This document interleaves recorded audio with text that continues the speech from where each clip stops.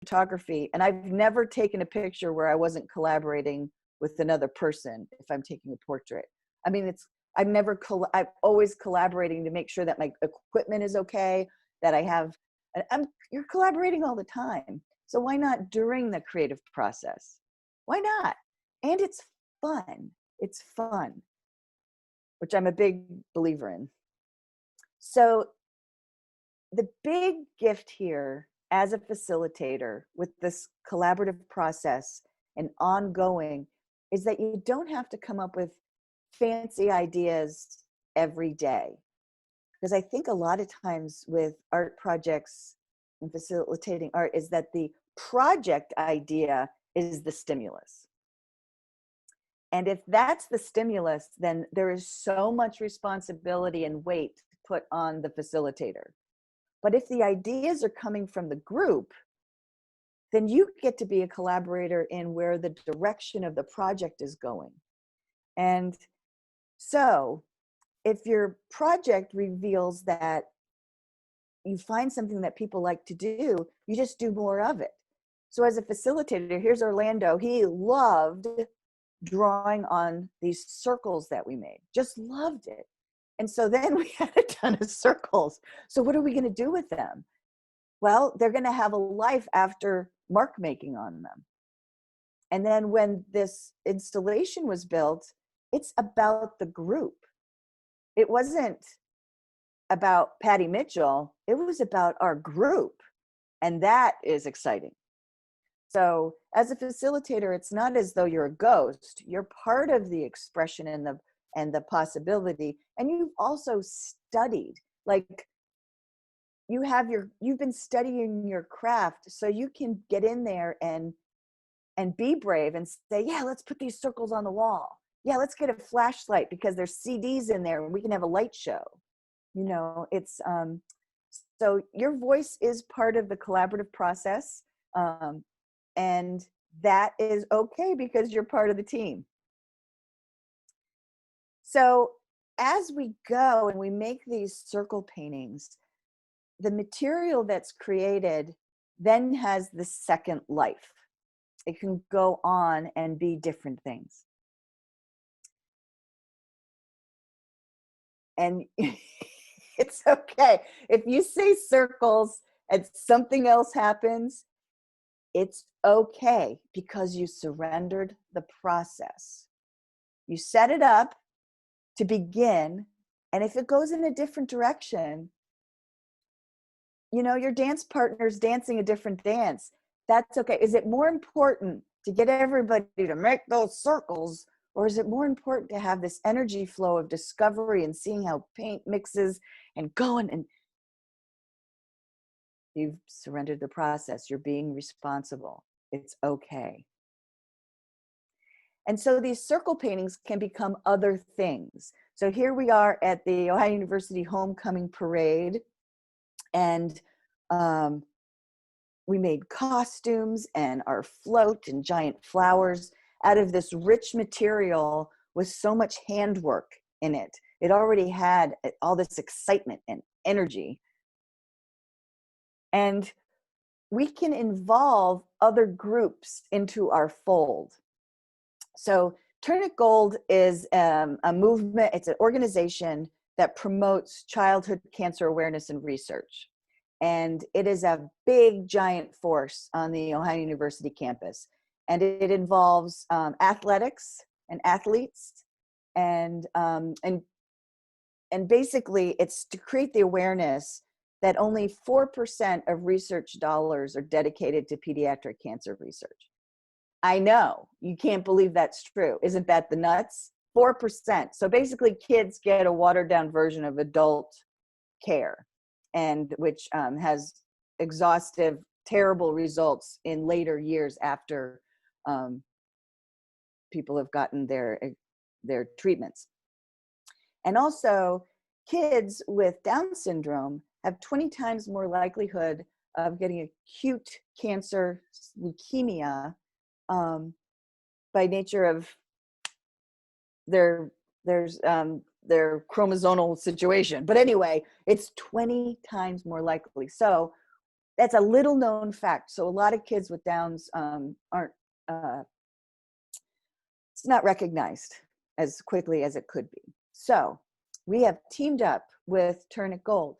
And because we make things, we can create the visual evidence of other people's movements, of other organizations. And we can lend our talent, space, vision to help promote our other friends. So here we are with the volleyball team on the left and Passionworks crew on the right.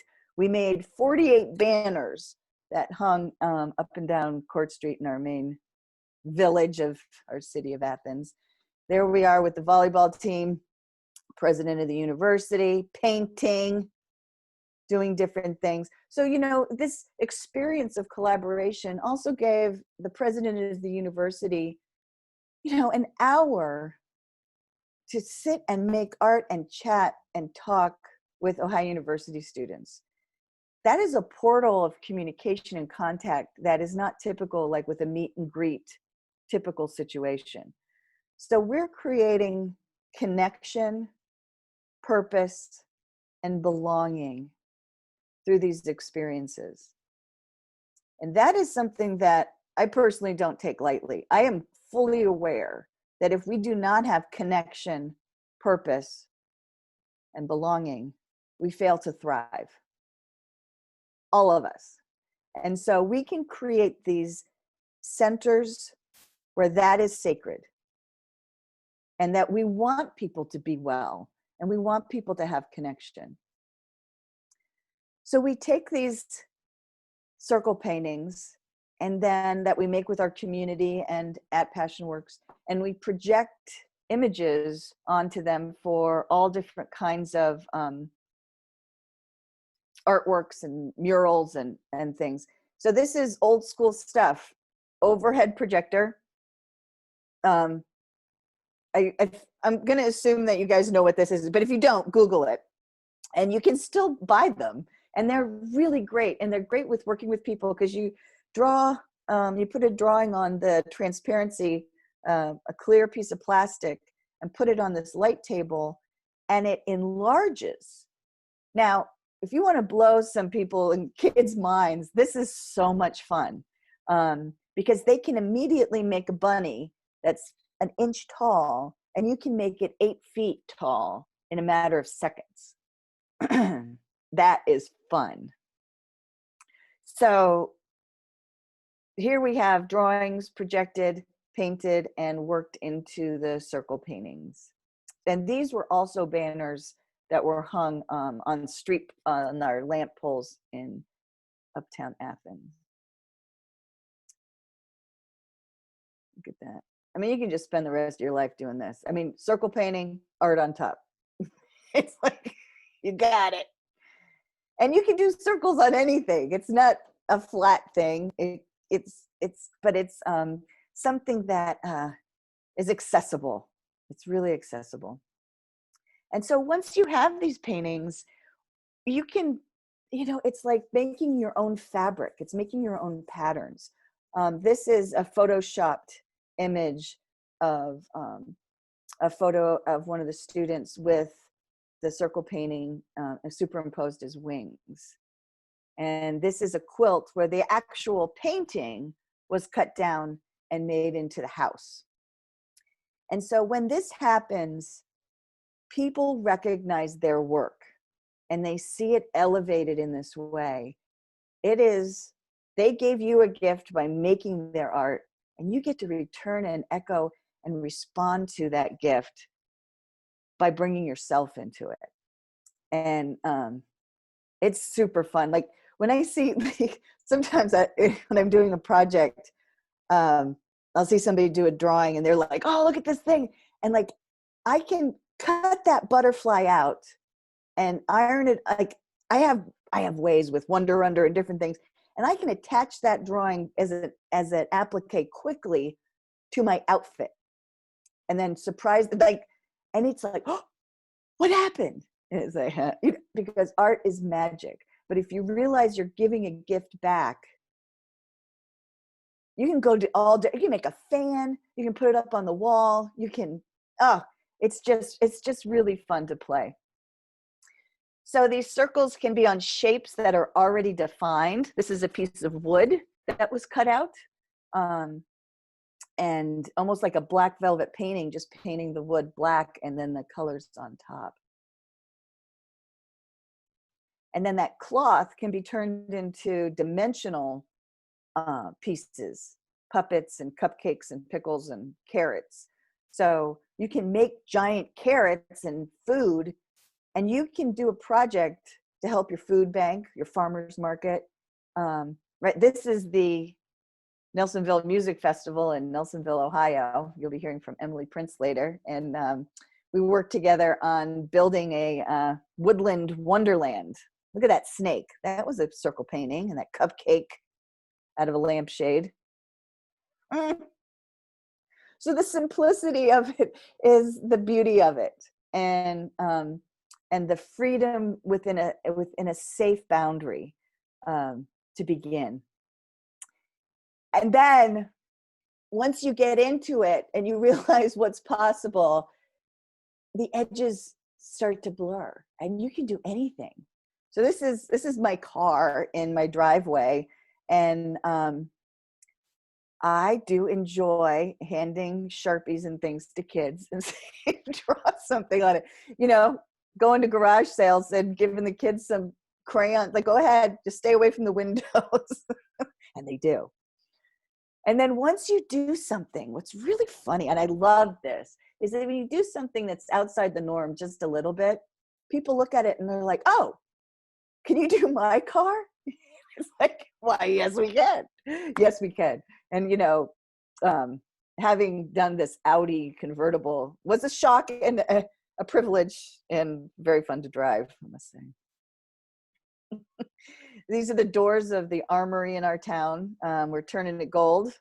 And because we have this practice of, you know, we work with professional artists, and there is like very little fear at all. It's like, oh yeah, we got this. We can do this. Off we go. There's our crew inside Passion Works Studio. And getting ready. Oh, again, Nelsonville Music Festival. Birthday was the theme. We're making all kinds of birthday stuff. So one thing I want to say about this Zoom stuff, it's weird because usually if you have questions, I'm answering them during during this thing. But if you have any questions, like, I want to make sure that I answer them. So I just want to say that. I'm just talking. It feels like I'm just talking to myself. It's weird. Okay. So the origins of obsession with collaboration, circles, and creating structure and surrendering the process. Early days, I have been very interested in institutionalization. I had a brother who was institutionalized due to his developmental differences. And so it's always been a mystery to me as to what these places are. And so when I came to Ohio University, the mental health center was a running psychiatric hospital, and they had a program where students could live on ward in exchange for room and board. And so I was studying photography. I took advantage of this opportunity, but I didn't know anything about programming or running activities, and there was no training, nothing, nada. So I had locked men's ward, and I would do different activities, but the thing that was the strongest and most connective, one of the most, was just sitting and drawing with somebody, just side by side. And it opened up portals to connection and just being able to reveal ourselves to each other in this way. And that experience was so profound. I just knew the rest of my life I was going to be sitting next to other people drawing and making and figuring out how to do that. With deinstitutionalization, the hospital closed and things changed. I always wanted to build a studio within psychiatric hospitals. But I learned about sheltered workshops and toured one in Athens. And what I saw was incredible space with interesting people that showed up every day. A sheltered workshop traditionally is like a factory style work environment that created employment and day programming for people with developmental differences. And I saw an arts center. Like, look at this space. Oh my God, what's better? What's better? I mean, a lot of these programs have these giant spaces. They're in warehouses, they're in old car dealerships. I mean, all different kinds of places.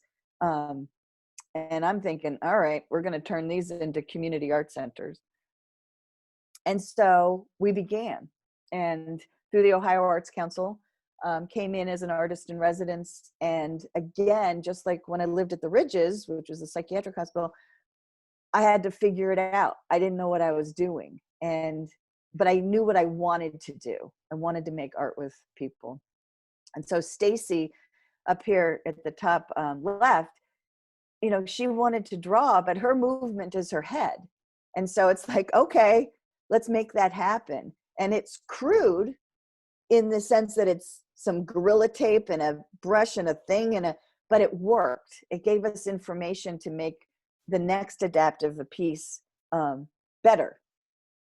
And then to really pay attention to what people like to do. So the woman on the right she draws monkeys over and over and over again. I'm like, dude, I love your monkeys. And so we made these big giant murals with her monkeys at the center. And what's better than that, to see what you love appreciated? So everybody came to the table with something. And I met Bonnie, and she loves to rip paper. And it's like, all right, okay, you got that going on. You love to rip paper. What can we do? What more can we do with that? Because at the end of the day, every day at the workshop, I would see she would rip her paper, and then it would be thrown away, and then she would start again the next day. And I'm like, no, this is a missed opportunity. Bonnie's giving us something. And so we started decorating paper. She would rip it, and you can see on the photo in the bottom that the paper was then collaged into a cloud. And that gave, what a difference to give something value and to see it as an opportunity, opposed to just keeping someone busy. Okay, tomorrow you're going to do the same thing. Tomorrow's going to do no, today we're going to turn your paper into a cloud. You're part of this mural. And you have a story, you have a connection. You point to something that says, I did that. That's me. And that's basically the nugget of everything, is to value what each other does and how you can bring your skills and assets to that in that collaboration for elevation. We all have something. And if the invitation and structure invites everyone, we can all be valued. And so it's with projects, it's like, oh, we can't have that group of people involved because they just can't do this activity. Well, alter the activity, add to it, have a component, figure it out. And it's doable. It's doable.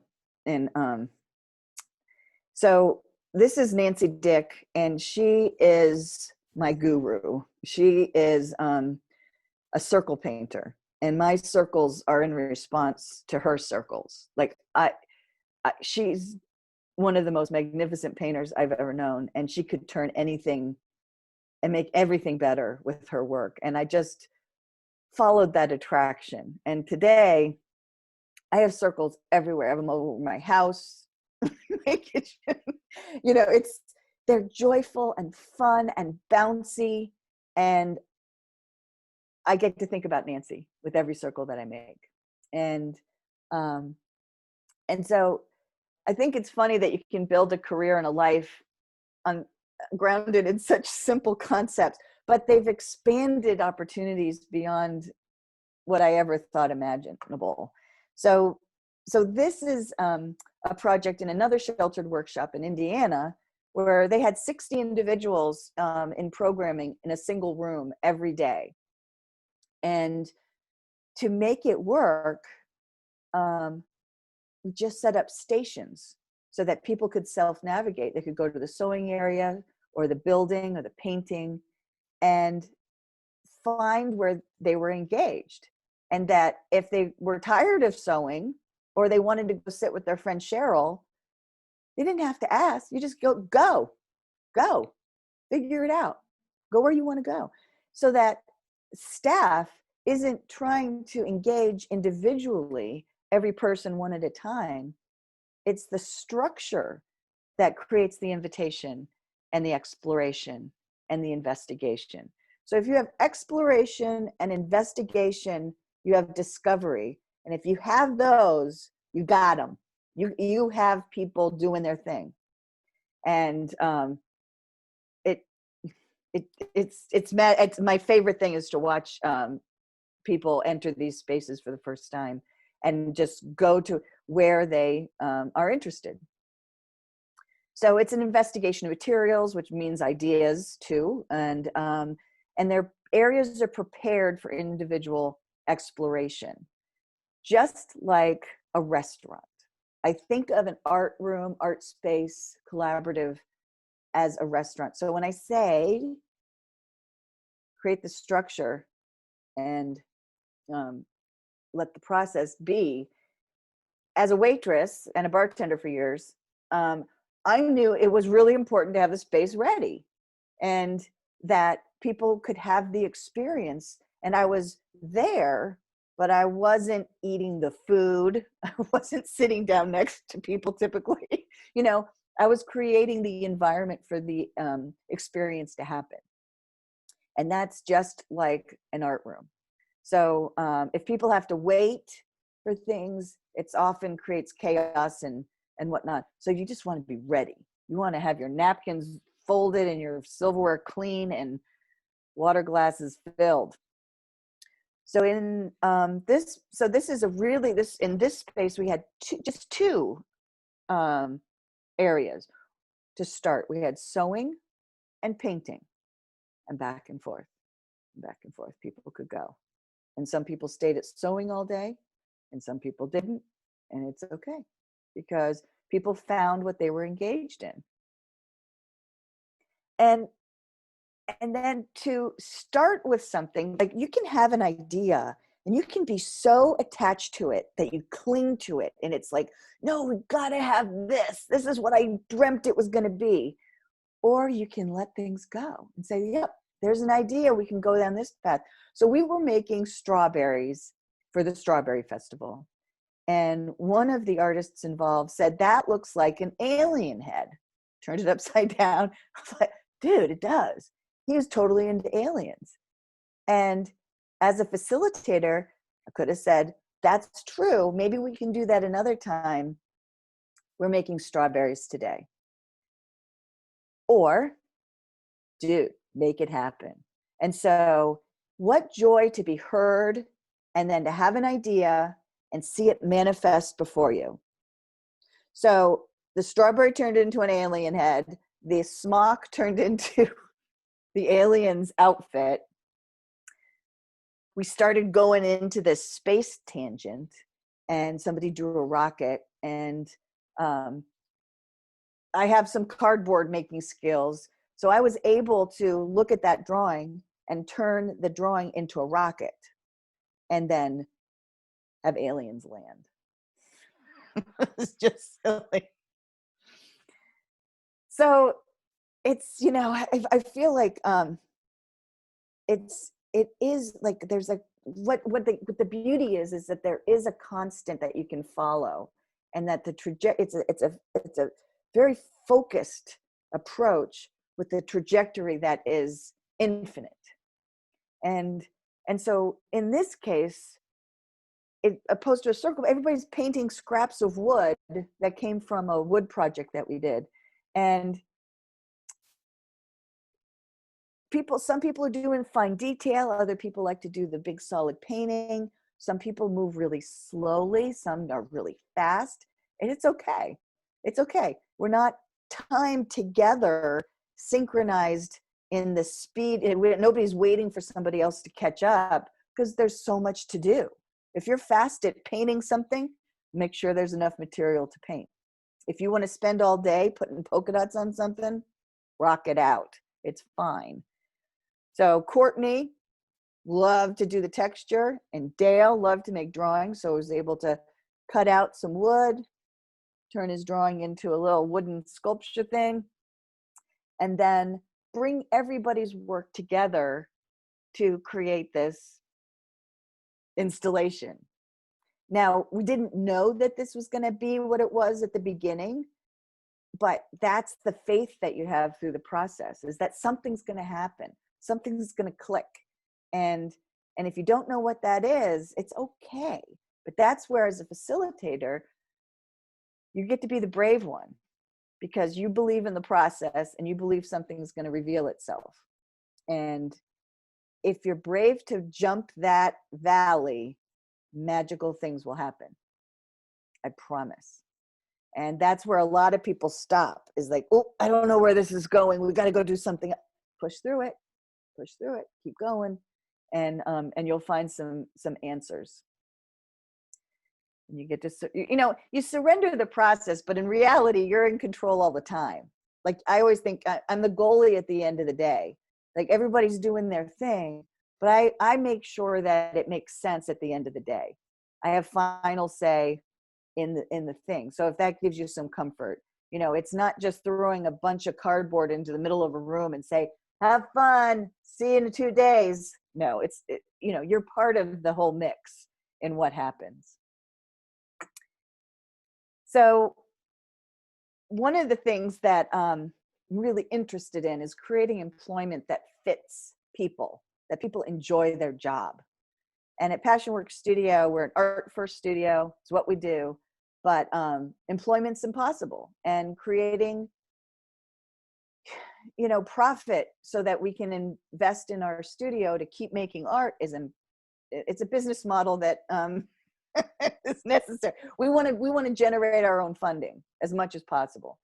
So one of the things that I learned in a sheltered workshop in a factory style environment, that in Athens County, people were assembling pens, and they were putting caps on pens, and some people had done that for 30 years. And if you have cerebral palsy, or you're just a human being, you don't do the same thing every day. That's really hard. So it's like, what can we do? What can we do? And so we just started making art. And Carolyn Williams, her thing, making flowers. She's been making flowers as long as I've known her. And in 1996, we started doing art projects. And we embedded her beautiful flowers in all the artwork that we were making. We would just throw in a flower. What the heck? And then we had a visiting artist, Kate Kern. I believe in visiting artists. You have somebody come in and share with you their craft that they have studied for years. And you have this infusion of ideas, and it's just unbelievable. So Kate Kern, she's in Cincinnati, and she came in and she showed us paper sculpture. And we decorated paper, and then we cut it into petal shapes and attached it with staples. And I fell in love. I was like, man, a 2D object turned in 3D. This is awesome. And a person at ATCO, which is the sheltered workshop, brought in a stack of printing plates from our local newspaper. She's like, I don't know if you can use these, but there's plenty more where they came from. So we started using them as an art material, very thin aluminum. And as we were decorating them, we learned that we could cut them with scissors. And we could take Carolyn's petal shapes and turn them into flowers. Like Kate showed us, but these would last. These could be outside. And we could create employment for people to do what they love to do. And today we've sold over 30,000 flowers. We've made 1.75 million in sales that has been invested back into our organization. They're the official flower of Athens, Ohio. And they're everywhere. You go for a walk, you can see them on porches. They're throughout the university. People give them as gifts, awards. Students really find a way in and identify. They go to Ohio University, but they went to Athens. They talk about Athens as this place. And we partner with other artists to make, in this case, Tina's Tiaras, to make tiaras. And that we make giant paper mache ones. I mean, we'll do anything.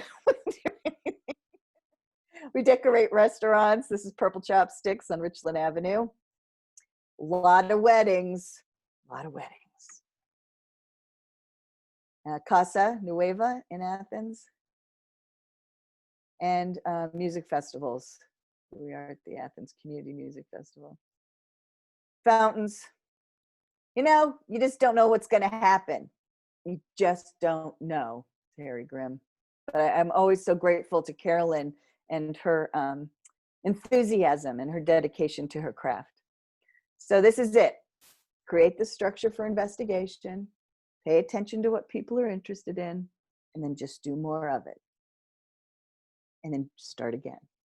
And literally, that will bring you to experiences that are just so profoundly beautiful and in their collaborative nature and in their sharing. So I thank you. Thank you so much, Patty. That was just great. The circles, the cars, the flowers have just inspired us in so many opportunities. So I thank you. I would suppose we've maybe got just a couple minutes for a question or two if anyone wants to unmute their mics. Otherwise, Patty will stay with us through the morning and be available at 12 o'clock.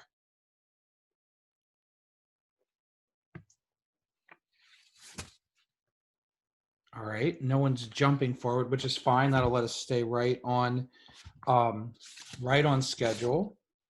Let's see, I'm gonna go back to my share screen.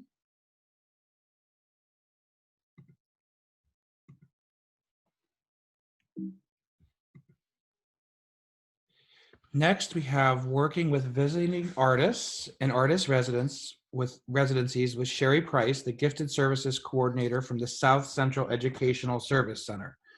Sharee Price graduated from Morehead State University and later received a Master of Education with a concentration in Fine Arts from the University of Rio Grande. She began teaching art at Portsmouth High School in 1980, continuing there for 27 years. In the summer of 2007, she accepted her current position as the Gifted Services Coordinator at the South Central Ohio Educational Service Center. She currently serves 14 school districts, coordinating both artistic and academic programs. Sharee is a practicing artist and an art instructor at Shawnee State University, where she has taught for over 25 years. In 2015, she was awarded the Portsmouth Area Council Arts Educator Award for Artistic and Creative Excellence. She has been a member of the Ohio Art Education Association for 33 years and has twice won the Outstanding Art Teacher Award for Southeastern Ohio. Sharee takes a special interest in bringing art to her community, utilizing various art programs to connect community organizations, the university, and local businesses with school districts she serves. I will now turn the monitor and welcome Sharee for her presentation on working with visiting artists and artist residencies.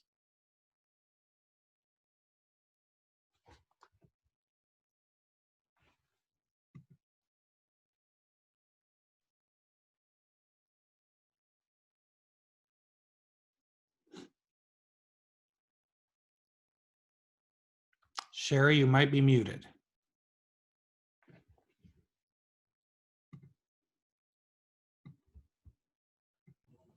Can you hear me now? Yes, we can. Perfect. Sorry about that. All right. I just was saying that, Patty, that's a tough act to follow, but I'm going to do the best I can. I really enjoyed your presentation. As Jared said, I taught high school art for 27 years. before I came into this position. And when I came into this position, I had participated in artists in residencies, but I had never organized my own. So I leaned heavily on the Ohio Arts Council, and they have been an amazing resource to me for ever since. So thank you, Ohio Arts Council. You do amazing things for people all over the state, art teachers in particular. So the slides that I'm going to show you are actually, I'm going to share with you 10 different residencies. I have a ton of slides, but they're all pictures. So I think that we learn the best from seeing, at least I know that I do. The very first residency that I did in 2007-8 was with Hal Walker, who is a musician. He's an amazing musician, and he was just phenomenal with the kids. So if any of you ever have the chance to work with Hal, I would highly advise doing that. Most of the residencies that you are going to see are 3-week residencies, just so you get an idea of the timeline that I was working with. So for this particular residency, the Northwest Elementary entire 4th grade was our core group. So I started out very bravely working with a lot of people. Hal came in, and each one of these students received their own harmonica. They were very excited about that, and they all learned how to play a variety of songs. We also had peripheral groups going on. The peripheral groups met at the Southern Ohio Museum, and we had a half a day they toured the museum, and the other half of the day they worked with Hal. So for this particular group, he had them making very simple rhythm instruments out of prescription bottles. They decorated them, they put like beans or rice or whatever inside to make shakers, and then they accompanied Hal, and they did various songs. The Minford Middle School group came in and worked, they learned how to play banakulas. And I don't know if you're familiar with this, but banakulas are a rhythm instrument. You can see some laying on the floor. Hal is a master at playing the banakula, and the students they loved this. So again, they spent a half a day at the museum, and then they accompanied Hal with this new rhythm instruments that they had learned. The Wheelersburg Elementary group came in, and they were specifically looking at artwork that was on display in the museum. They were trying to connect visual principles of design with music principles. So they were looking, in particular, they were looking at this piece, and they were talking about rhythm and how that related to maybe percussion in a piece of music. It made them begin to realize some of the connections between different art disciplines. This group, the CAPE School, CAPE is our Center for Alternative and Progressive Education, and these were mostly high school students.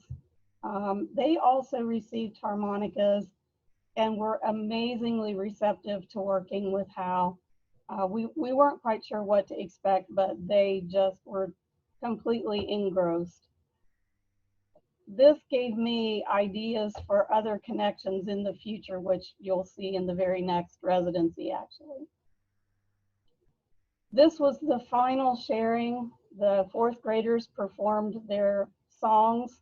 The entire student body was there, parents were there, teachers were there, and they felt very proud of their accomplishments. And it was a great day. This is certainly one that could not happen right now during the COVID crisis. You could see how everybody is packed together there, but it was a wonderful, wonderful experience, I think, for everyone involved. The very next year, I brought Hal back, and we partnered with 12 school districts, CAPE again, a retirement center, and the museum.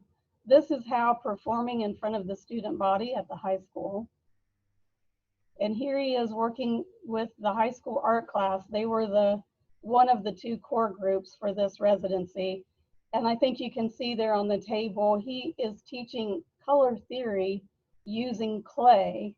And then they're going to make these sort of like sticks where they've mixed the clay up and they flatten it out and they make their own banakulas. So they're learning color theory and they're making banakulas. There you can see a student pressing the pieces of clay together. And here are some of the banakulas that they created. These are all student made. At the same time, the second core group was working with Hal, and they were learning about music and visual art. These are just dowel rods that we cut to a particular length to use as rhythm sticks. And so they are learning how to use those rhythm sticks to create a beat for music. Again, Hal accompanied them, and they began to learn about a little bit about percussion. They also continued their learning on the harmonica. For those who came back, they still had their harmonicas, but we provided harmonicas for the new students and included them in that, learning how to play the harmonica. And here the Cape students are also making their own banakulas, and they really enjoyed the process. In every residency, I try to do a teacher professional development, and here it was the high school teachers, again, learning how to teach color theory using that clay and then making banakulas themselves. This was the final display of all the students' banakulas, and you can see the rhythm sticks propped up in the corners there. The Cape students decorated those, and some of the art students, I think, as well. But it made a really nice display, which was in the main hallway at Portsmouth High School. And there are some of the students and their teacher, April Deacon, down there in the corner with Hal, making the international banakula symbol with their hands. So the final sharing for this one was at Hillview Retirement Center. Hal brought the Cape students in with their rhythm instruments and harmonicas, and they performed for residents at the retirement center. And here they are performing one of their pieces. And this was just a great connection because the residents were so receptive to these young people and asked them questions, interacted with them in a very positive way. And the students just came away feeling like they had done something, they had just performed a concert, they had done something miraculous. So it was another very positive experience. In 2008 and 9, the same year, I did another second residency, and this one was with Roger Jerome, who's a theater artist. Everything in this residency was based or was part of the Big Read project, where we were partnering with the Literacy Council. And South Webster High School was the school that we focused on for this. The book that they were reading was To Kill a Mockingbird. So everybody read the book before Roger ever arrived. And then the students wrote their own vignettes that were based on themes within the To Kill a Mockingbird story. They performed their vignettes in front of the entire student body. And they also did a performance at the museum on their stage.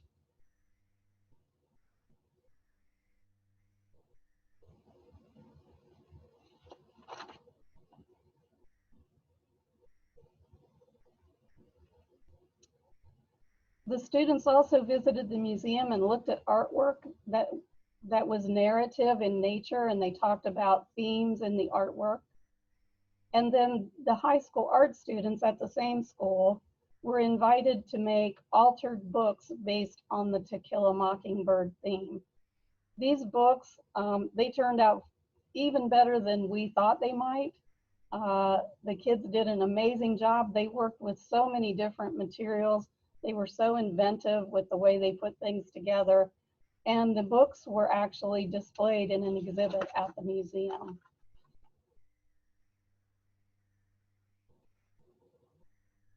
Here that a student worked with pressed glass.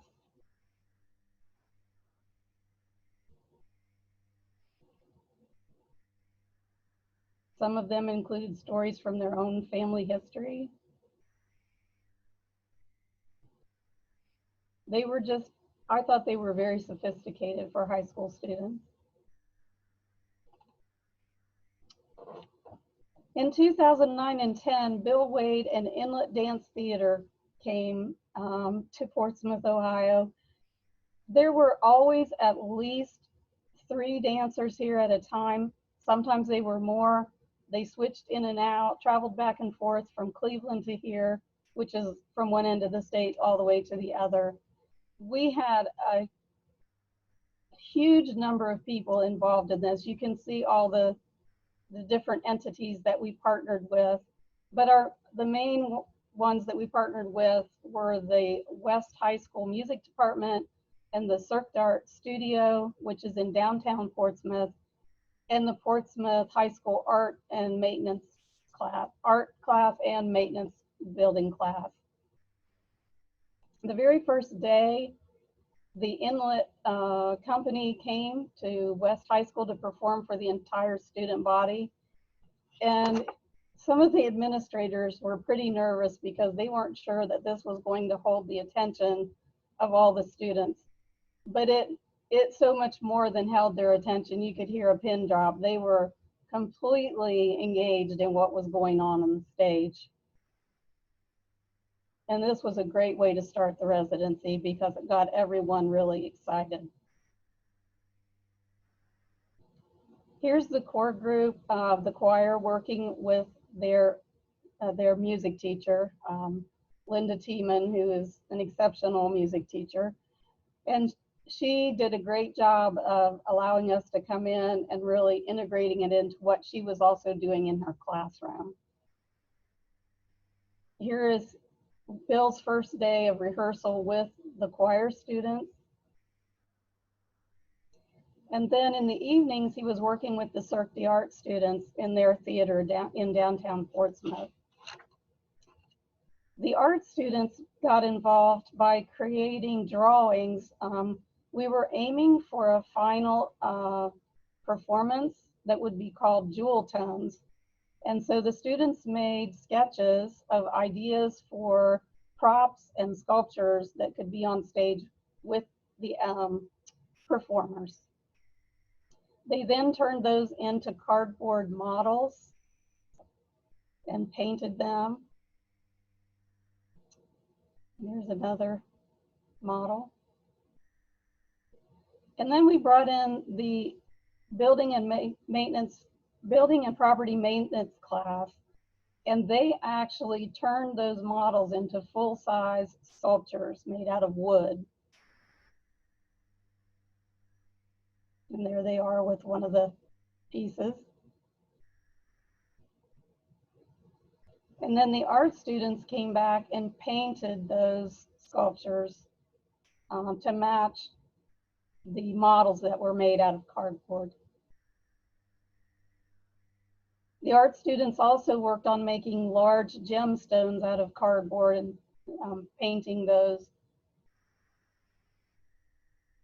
And here's Bill during one of his many critiques of what the students were doing, and he's giving feedback and thoughts about what they might add to it, how the performers could move around within these pieces of work, and so on. There you can see that, well, it's in various stages of being completed, but it gives you an idea of the size of the sculptures.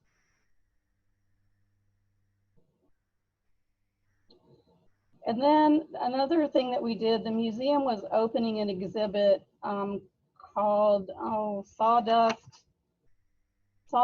and Spectacle. And it was a circus exhibit.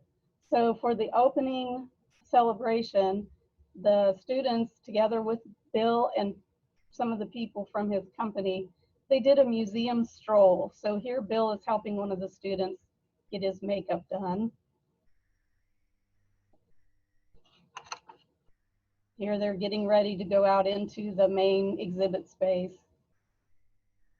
And here they are in the exhibit space. So these characters, these sort of circus-like characters, were spread out all over the museum. There was music playing. They were moving around through the space. So when people came in to see the exhibit, they were surprised, pleasantly surprised. It added an extra layer to the whole experience. This was another peripheral group of elementary students, and what they did with them was they taught them about costumes and how the costumes reflect certain characteristics of a character. And they had the students write little skits, and then they had to choose costumes that fit their character, and then they performed the skits. Other elementary students were in the art room creating artwork that related to the circus theme. To advertise for the show, at the high school, we actually put some of the Cirque students in the showcases and had them like frozen as students were going between classes. This was sitting here with the little flyer advertising the show. Here's the rehearsal for the show, which took place at Shawnee State University on their main stage in their Fine Arts Center. And there they're rehearsing again.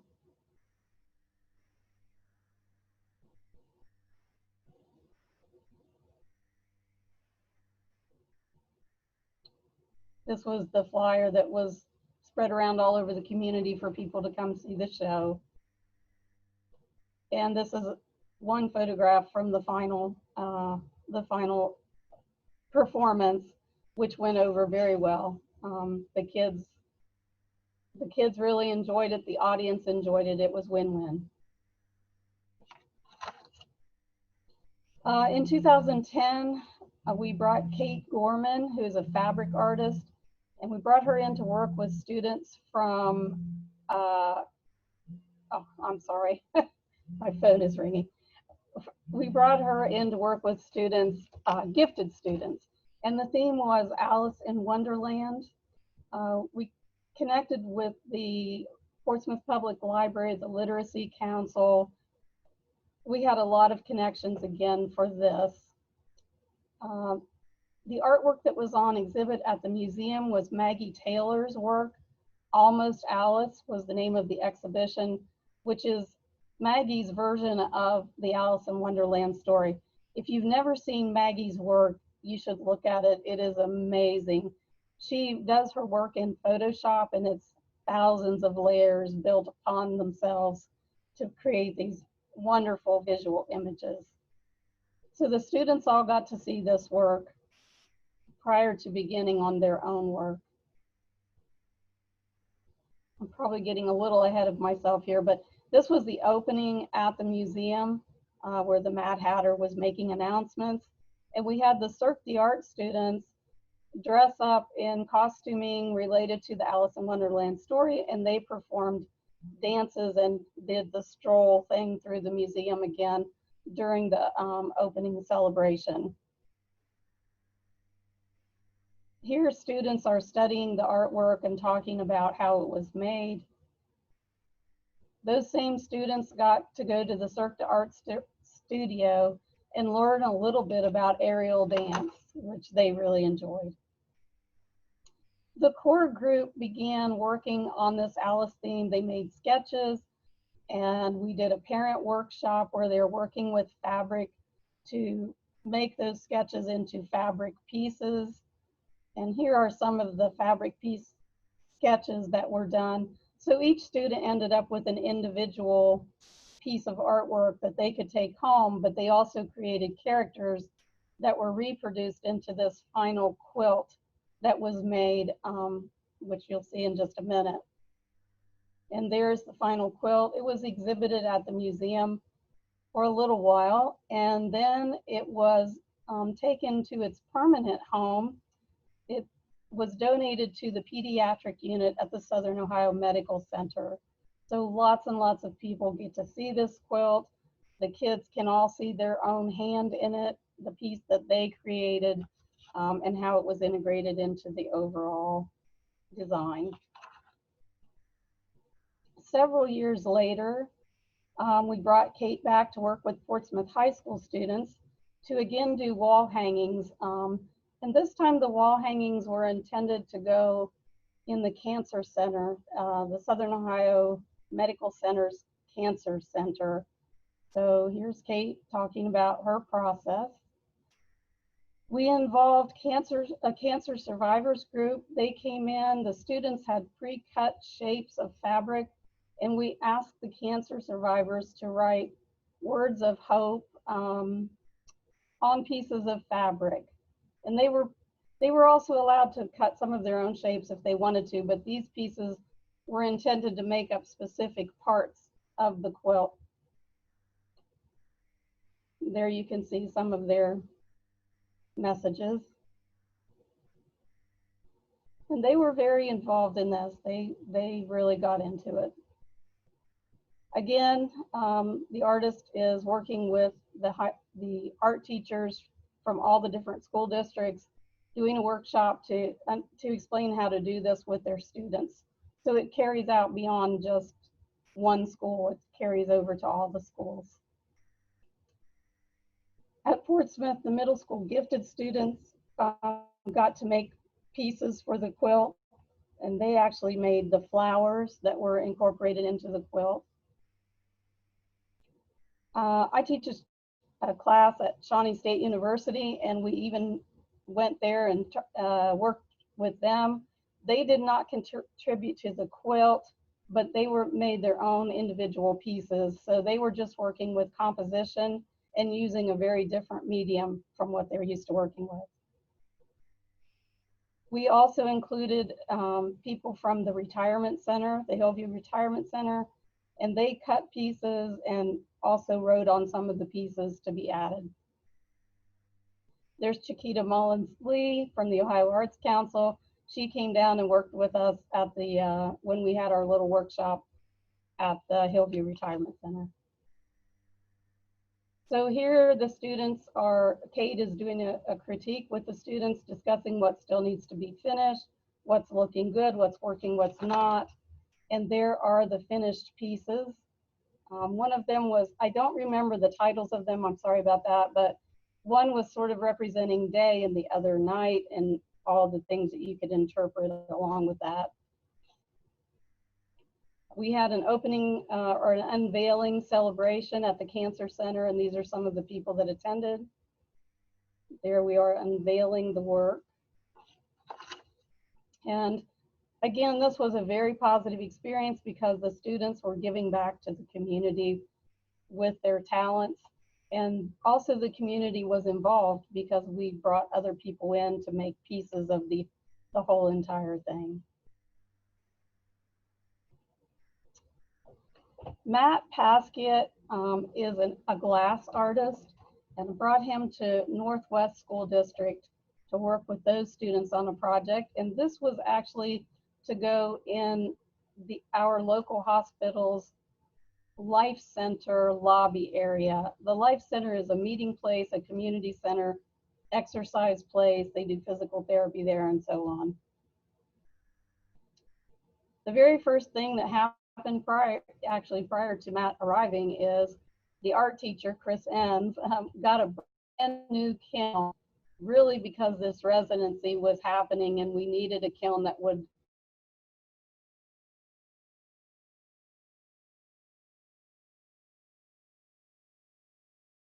might not have otherwise gotten, that is, you know, being used for years to come.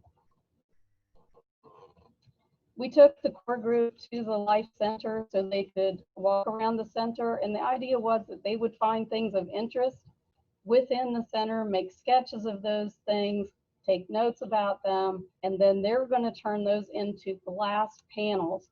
And we wanted it to be sort of a Where's Waldo kind of thing. So people could come in and see these glass panels and then try to figure out where these things were within the Life Center itself. Here's Matt teaching the students how to cut glass. Again, he went to Shawnee State University and worked with my 2D class. And what they did was they made small pieces of jewelry. So they really enjoyed it. The teachers again, I think the teachers made sun catchers if I remember correctly. Here's Matt with the students working on the panels, and you can see a panel laying there on the table. There's one of the finished panels after it was fired. We did a parent workshop where the students became the teachers. There's one of the students and his father. Again, we had an unveiling in the lobby, and there are the finished panel pieces. So most of these things you're seeing little bits and pieces of things that are found all around the Life Center. The hospital has been a great partner because they're so appreciative of what the students do, and they're so proud to display it. The administrators were happy because their school's getting noticed out in the community through this artwork. And of course, the art teacher is happy because he's bringing new art mediums and new artists into the classroom. Sharee, this might be a perfect time for a question from the chat. Okay. Cindy Kerr has asked if you get you gather the ideas for the residencies from the teachers and then plan forward. So what happens, I have to try to spread the residencies around amongst my 14 school districts. So I try to find a teacher that I think may be interested in something. Find, in some cases, like with a lot of times with my art teachers, I try to find out what their passion is themselves and see if I can match that up with an artist that can come in for a project. But certainly the teachers, myself, and the artist, we do a ton of planning prior to the start of a residency. Does that answer the question? I think so. I think it's perfect. Okay, great. So Okay. this next artist is a wonderful example of that because for this residency, the teacher, the art teacher that was already in the school, really loved photography. And so Gary Harwood is a photographer. And Gary is all about using images to tell a story. That's his thing. So Gary was brought in and we connected with the entire community in a really big way. We wanted the students to go out and take photographs with the theme in mind of finding something positive about where we live. I think most of you may be aware we have an opioid crisis here, and that seems to be what the outside media wants to come in and focus on. So we were trying to do something to kind of make people think about what's positive here instead of just the negative. Gary talked to the entire student body and shared his photographs and talked about his, his practice, his creative process. And the students were very engaged in what he was saying. We took the art students, we spent a full day, which was pre-planned by the art teacher and myself. We took them from place to place to place, which were some of the places we knew about that were positive things. So on the left there, that's at the local no-kill animal shelter, Sierra's Haven. At the top center is the 14th Street Community Center. The bottom again is the Cirque d'Art Studio. And at the right side is the hospital itself, and you can even see one of the quilts from a previous residency hanging there on the wall. So we wanted to focus on things that were positive in our community. We also brought in later, and she completely volunteered to do this, so I will always be appreciative to Kelly, but she is a graphic designer, and she came in as we started working on this. We thought this would make a really amazing book project. And so she started talking to the students about page layout for a book.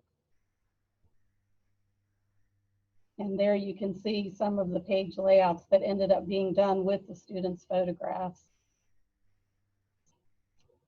Again, we did a teacher in service, and we spent a lot of time talking about the editing process, which can be really painful. When we started working on the book, that was one of the things that Tiffany, the art teacher, and myself were concerned about, was students having their feelings hurt because their piece wasn't chosen to be in the book and so on. But Gary has this amazing way of working through it and having the students come to their own conclusion of what needs to be here to tell the story and what might be a really nice photograph but just doesn't quite fit into the story. They made the decision themselves with guidance. Here again, Gary came in and talked to my college class about photography and again about the editing process. So he laid out a whole series of photographs and asked them to narrow it down to, I think it was 10 or something, that would tell a story without needing any words. So it was a really interesting exercise for the students. We had a reception for the high school students where they put their image up on the big screen and talked about why they took that photo or why that was one of their favorite photos and so on. Again, it was an evening. They were just really proud of the work that they had done. They took thousands and thousands of photographs. Here people are talking to them. They have their sketchbooks laid out on the table with their own photographs in them, and they're talking to people about what they were doing, how they took the photos, where they took them, and so forth. And here is the final production, the final book. So we used an aerial map of the Portsmouth area for the cover of the book. One of the students did the calligraphy to put the title on the book, which was In This Place. And they were published, and we donated a number of them to the Cancer Center so that patients could look at them while they were receiving IV therapy. We donated to the local library. We donated a bunch of books. We had a big book signing where the students all came in and signed all the copies. It was a great experience. We also sold some of the books to try to make a little bit of money back for future projects.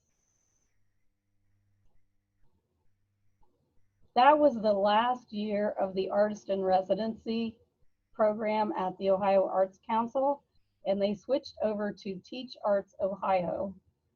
So Teach Arts Ohio had a pilot program here in Portsmouth with April Deacon, the Portsmouth High School art teacher, and she had already been involved in that process for 2 years.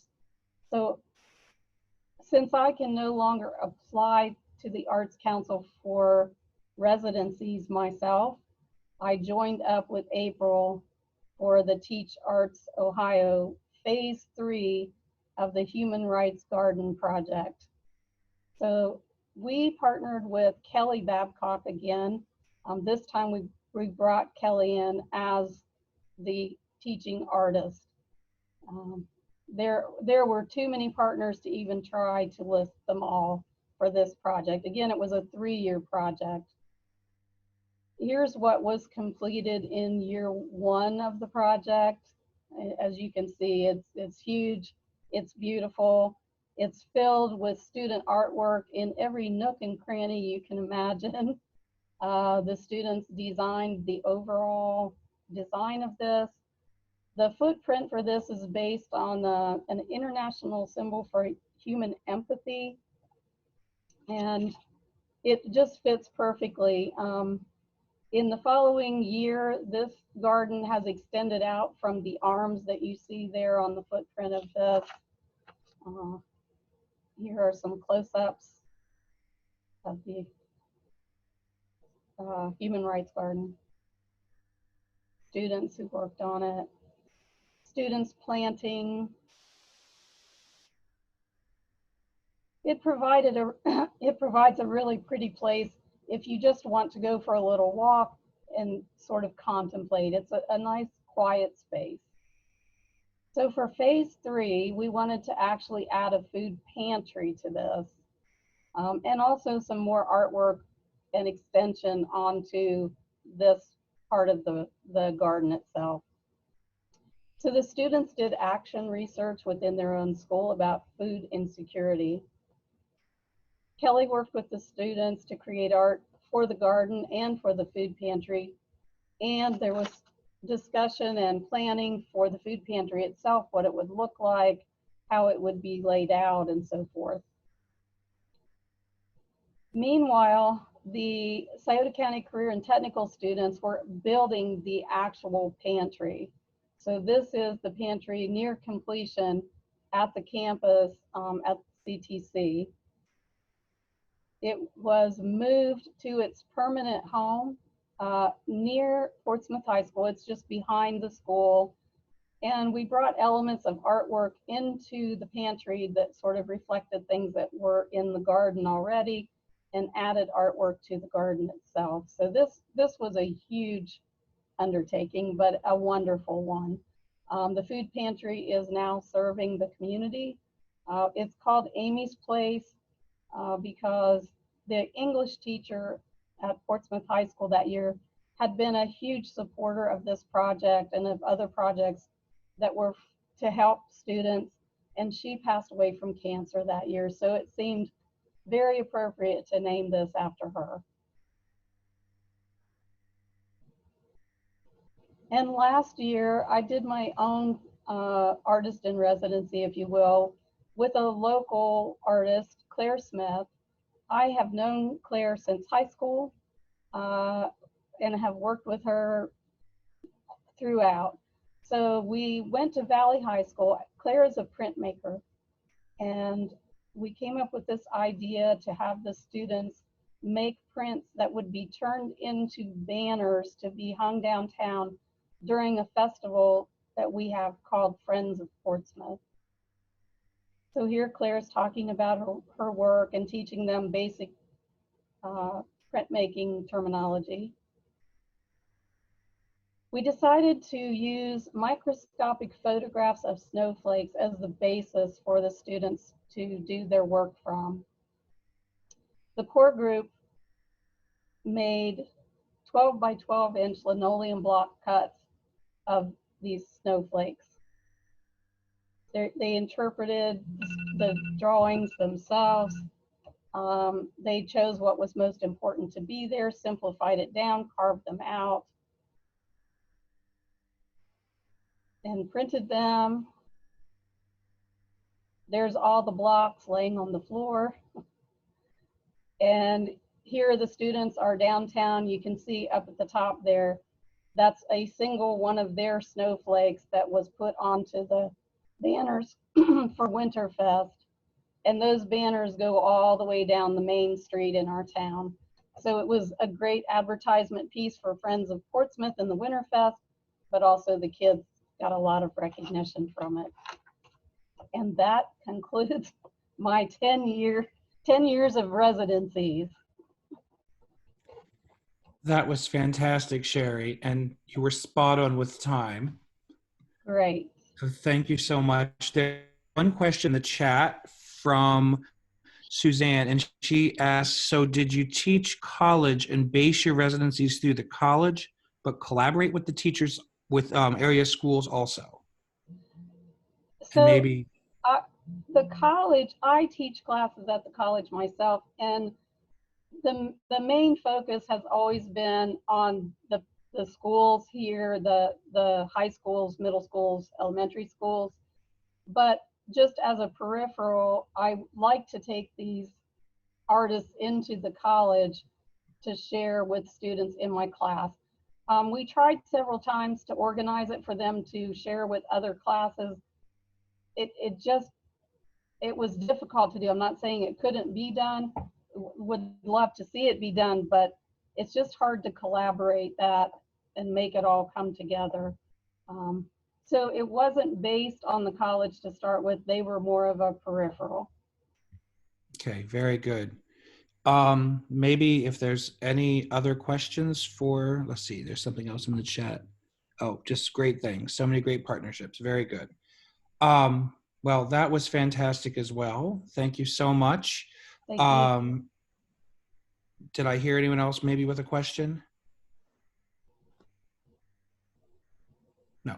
All right. Well, very good. We'll move on to our next presenter. And of course, you know, the easy housekeeping on this kind of presentation is that everyone can step away if they need to and come back. So I'm not really going to worry about taking any kind of a break. Oops,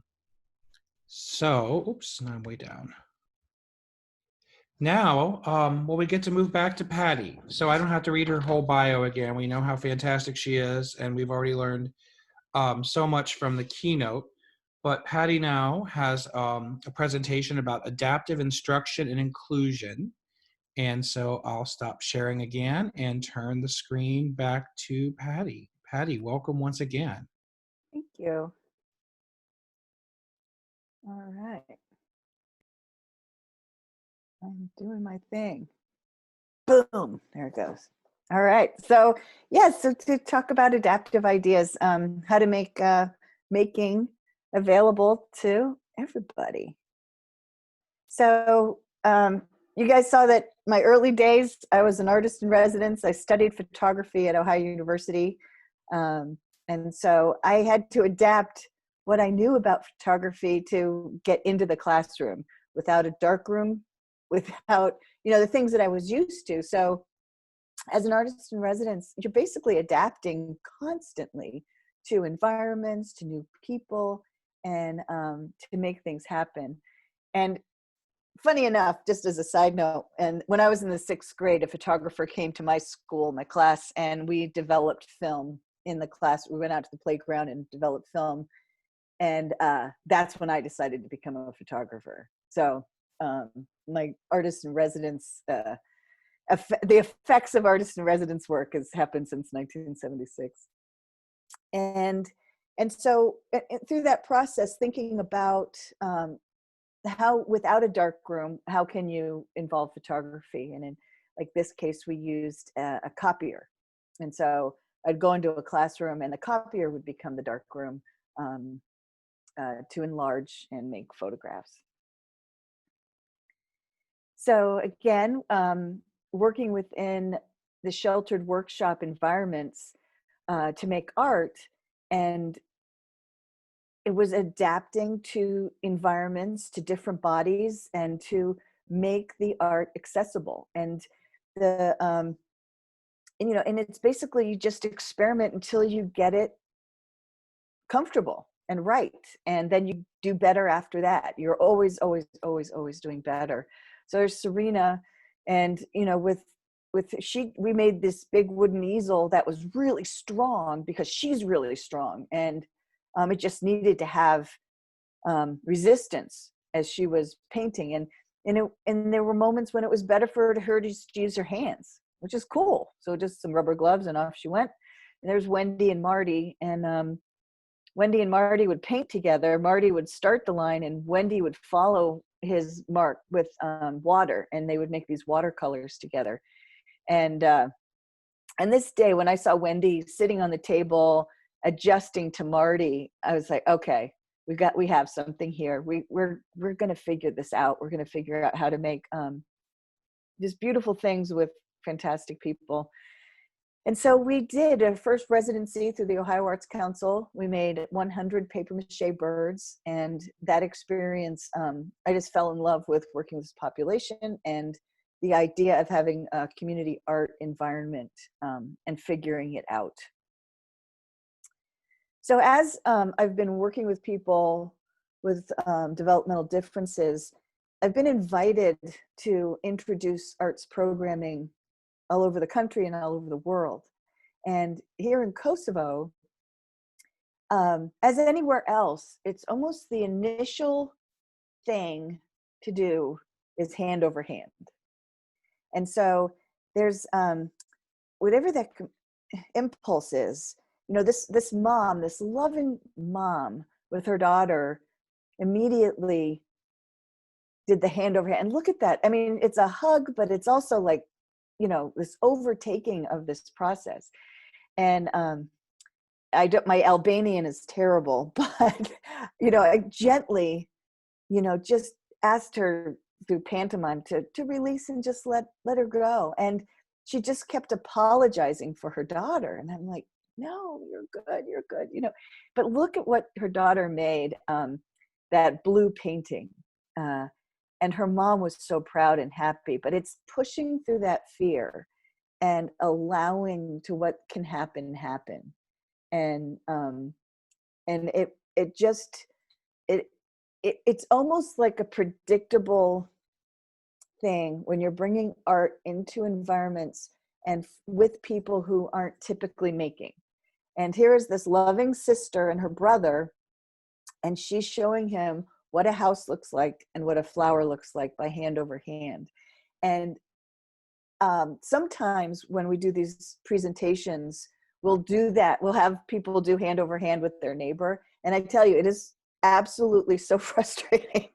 I don't wish it on anyone. And so a huge chunk of my career has been to release the concept of hand over hand and to do anything else possible to make the artists in charge of their art and not be a grip for a pen and following someone else's direction. So there's the same brother with his, you know, he was building floor plans of houses and stadiums. And he had a whole different thing going on. Of course he did. And he's so happy and proud. Thailand, again, hand over hand, no matter where. And so it's cross-cultural. And I think that I have a lot of thoughts about this, but it's like we want to program the difference out of each other.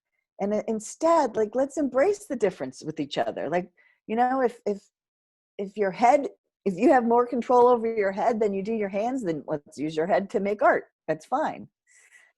So in thinking about how it can be different, here's Kathy, and she's drawing a flower, and she's getting help by somebody holding her arm so she had enough structure so that she could draw. And so that is the dance. It's like, okay, so that's informative. So this person, if the intention is to create an environment where Kathy doesn't need another human being touching her to make it work, what could that be? So here are Kathy's flowers, gorgeous. Turn them into giant flowers, made an installation. And what a treat for Kathy to have this point outside of herself, to see her drawings and to respect those drawings, that the spirit, like, so you still get the feeling of the Sharpie marker resting and getting that blob. It's like, that's part of that beauty in that. And those are just bed sheets that we painted and then projected and cut out. So where that arm is, that could be a little sandbag or a pillow under her arm. And instead of holding the paper down, that could be tape or a clamp. But that it's informative. We can use our bodies to find out what those points are to pay attention to, and then find the next step so that that person is independent. I loved this. This worked with this man, that his partner is holding the brush and he's doing hand over hand with her. He didn't want to hold the paintbrush, but he was okay with holding on. That's great. That's great. And it worked. So if you use what you have, you got what you need, right? And so if your foot is the thing that you have access to and can maneuver, then that is your tool for making your art, and go with it. So here is in Chile, and this foot, and in Chile, we've done, with the Ohio Arts Council, we started studios in orphanages and programs for serving people with developmental differences, creating these community arts studios. And there's, so one of the things with the artists, the artists that we attracted to be working in the studios, they really wanted to bring people with developmental differences and different kinds of physical challenges into the community, because a lot of folks are not seen. They're institutionalized. And so here's basically performance art showing the delicate work that this artist can do with his paintbrush. He happens to use his foot, but what a demonstration right there out in the street. A great performance art. And going into the museums and painting. So with using what you have, here again, there's this physical dance. What do you need in order to make your work? And you can buy stuff. You can buy adaptive things. That's cool. You know, if you go that route, whatever, that's good. But you don't have to. There's a lot of stuff that can be used with its original intention can be transformed into its new purpose. So here we have a tennis ball, and there's a little clamp, and it's just drilling. You have to be careful, practice your drilling, and you drill through that tennis ball, and you have yourself a new tool. So focus on what you can do and what you would like to do. There's Tom. Tom, man, Tom, I just love him. And for years, he was so patient with me. I was putting paintbrushes in his hands and wrapping it with stretchy fabric and doing things. I was trying to like figure out how for him to paint, but in a position that was like what you would think is a typical way to hold a paintbrush. And luckily, worked with an engineer who looked at Tom's body, and his movement was like this. And it's like, but I want it to be like this. And it's like, but it's like this. So he built this glove for Tom that made his natural motion easy. I was like, he blew my mind. Yeah, I was like, of course. Like, why didn't I see that? And that's why collaboration is so powerful. Because even when you want something so bad, somebody can come from a different angle and just blow your mind. And so we have this glove that he designed, and it has wing nuts and bolts and things, and I'm like, hot dog, but I can't replicate that. I can't make that. But Tom, look at that. He's off and running. Off he goes. So what I can do is take a garden glove and some Velcro, and I can replicate the concept for pennies. And so somebody who's never drawn before can have that chance of seeing and experiencing the feeling of mark making and seeing evidence of themselves outside their body. And so really simple material of insulation board. This stuff is magic. It's light, it's strong. You can cut it like butter with a utility knife, and you can prop it up against things and pin into it and staple into it. And you can make adaptive table and surface with it. And you can cover, that's what we do a lot of the circle paintings with, is cover with fabric and then just staple it or pin it underneath. So going into different environments and meeting people, it's like, okay, Penny, what do you got going on? And she wanted to use her head. And it's like, okay, so you go into the magic box of tricks and you find some things to make other things out of. And it's not like, so if you go in with an attitude of we are going to find what works, then that's the whole investigative Nancy Drew in it, like, let's find this solution. And what's super fun is not only for the artists, but for the staff and providers of service to see success, to see what somebody is celebrating. Like, look at that. Penny made this beautiful painting. And so it's also that she was working on black velvet. What happens when you put paint on velvet? It's gorgeous. And so coming as an artist in residence, you already know how to set up for success. So, I mean, it could be cool if it was, paint on Xerox paper, but there's an elevation when you have strong, beautiful materials too. It's respectful, and you get to like move ahead a few steps in the process when things are going to be gorgeous. But look at that. It's a paint mixer screwed in, and they got a cap and some duct tape. And now this isn't elegant, it's functional, and it's informative as to what works. And then you can always make it better. You can always find another thing that will, make it, but this worked. It worked. So, you start off with what you have, and then get a little bit more elegant. And then sometimes this is, again, you can see that insulation board here. And sometimes it's the exchange and the connection. And, so you can create the most independence possible. And then sometimes it's fun just to have a game, like this guy was such a jokester. And this woman, what a great staff provider she was. And they just played and painted together and just had a ball. And so that was the intention, was to create that connection, and just super, super sonic fun. So you can use a paintbrush, you can use your hand, you can use a rubber glove, whatever it takes.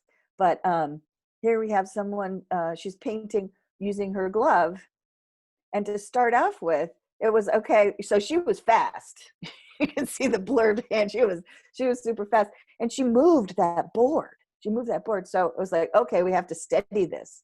But that steady, you can do that with a clamp too. And that clamps are just have 10 to 15 in the room at all times, different sizes.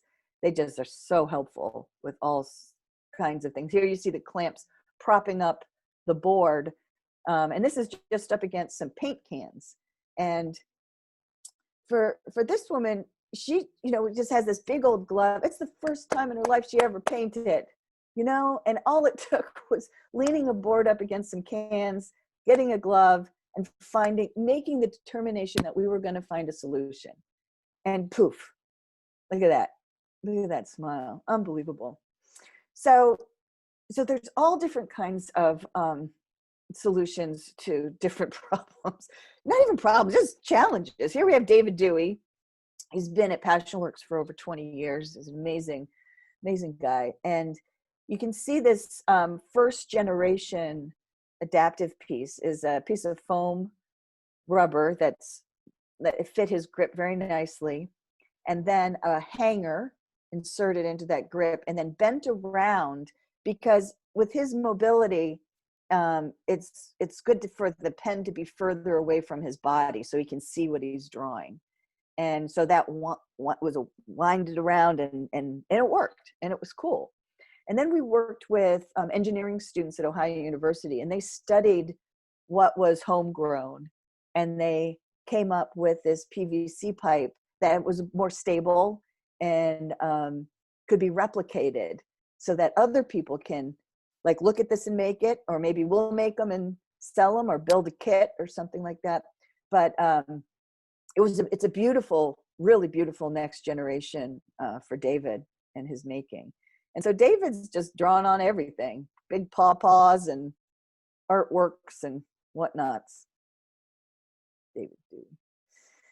So the more independent people are, the less waiting, less frustration. Boredom is the enemy of calm, because people will fill space with their own stimulus. And negative behaviors, which I believe are just communication for dissatisfaction of service, it's just information. So the things are ready, you get your restaurant ready, you got your water glasses filled and everything's going. People have their mobility issues solved, get to work, off you go. You're making stuff and you're being incredibly productive.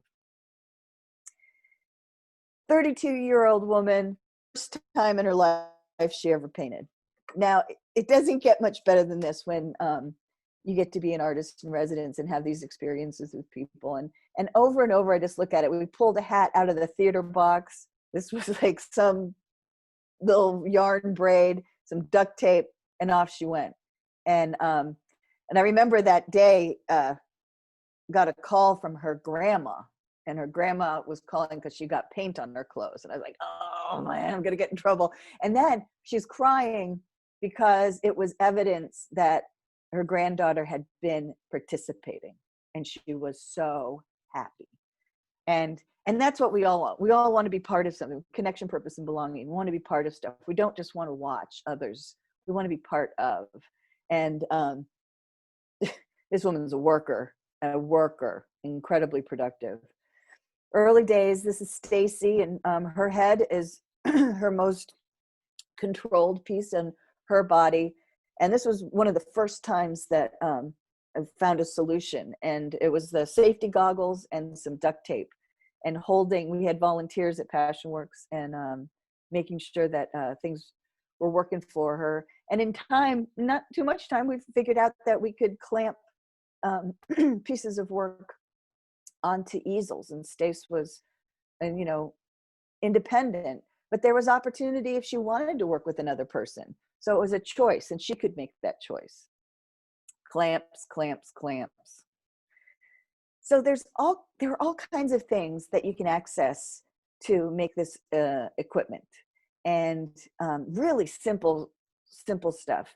And what I always have these things in a box ready to go when I do a project, because you get to puzzle piece it out. And there are some things that I've learned that do work, and these are the pieces that are dedicated into that box at least. Duct tape, Velcro, dowel rods, clamps, gloves, and toilet brushes. Oh my gosh, toilet brushes. Yes, toilet brushes. Everything can be something else. It can have an next life. And I learned the toilet brush at this project. This guy I could not get. Like, he was not having anything I was like offering, until somebody brought this giant box of toilet brushes in that they weren't going to use this brand anymore. And I was like, let's try it. And so we used the toilet brush as a paintbrush. It made a sound like a drum, and he loved it. And I was like, oh, all right. And so this is how he paints. He paints and he makes polka dots with this toilet brush. And of course, this man is nonverbal, and he had a joke. He had an attention, something that somebody else walking by would come by and they would connect and laugh, and he just loved it. He ended up in the newspaper. He's known, and I just love that. I love that. So all kinds of objects can be used. In this case, a tin can wrapped in with fabric and a little handle can be an incredible grip for some people. It fits right into the hand. And it's like, okay, that can be a paintbrush is basically just something that pushes paint around. It doesn't have to be a paintbrush from, a $15 paintbrush from wherever. You're just pushing stuff around. And so here we are. Look at that one. And there's Debbie Griffin, our friend at Goodwill Art Studio in Columbus. And she worked at Passion Works for 2.5 years, and Ohio Arts Council Artists in Residence. Simply magic. Debbie Griffin. Whew.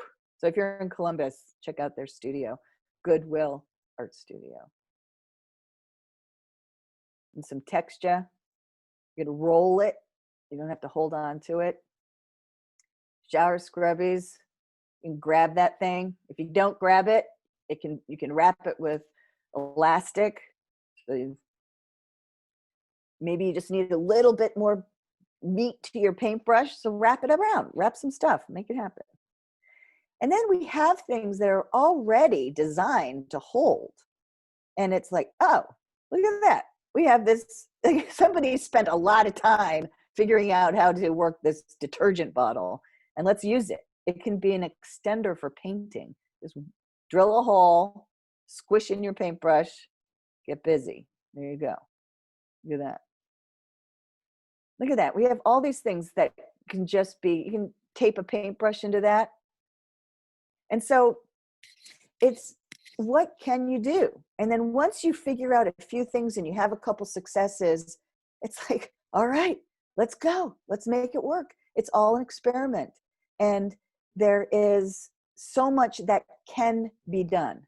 And this young woman, this was down in Mississippi, and we were painting together, and the staff told me, they took me aside and they said, this time during the day, she's typically strapped to a board because she becomes so violent to herself and others. And that day, she wasn't strapped to a board, which I can't even imagine. I can't even say it out loud. It just, but she was engaged. She was painting. She was making marks that were evidence of herself outside her body. She was making sound. She was part of a group. This isn't, I'm all about making beautiful things. I'm all about making things pretty. But this is about having a better life. And once you start in this direction, it is so addictive that because the successes are so profound. And then it's like, well, we can't do that because our artists eat the paint. We got pica, we got this, we got that. We can't. Okay. So it's not that you can't, but the paint isn't the option. So what can you use? In this case, we just used some shaving cream. And the shaving cream became the art medium. And the exchange of ideas, you can draw into it on the table, take a photo of whatever's made. That photo can then become the inspiration for the next step of the project. It's like, okay, all right, so what does work? We can use colors. We just add a little color. Use pudding. So if somebody's putting things in their mouth, it's like, all right, make it taste good. What the heck? Why not? We've got all kinds of desserts here you can paint with. So here we have a kid painting with pudding with his foot. All right. That's what he's got going. It's his life. You know, if he can move his foot, then let's use that foot. Let's make some art. Why not? And I'm telling you, when you find a solution to help somebody create, because we are creative beings, we can't help it. This is what we're designed to do. We're designed to problem solve and to live an experience. And when you are with somebody who's been told all their life that they can't do it, and in a moment, because you said yes, and you just created this little bridge for possibility, and you get this kind of response, it's a game over, man.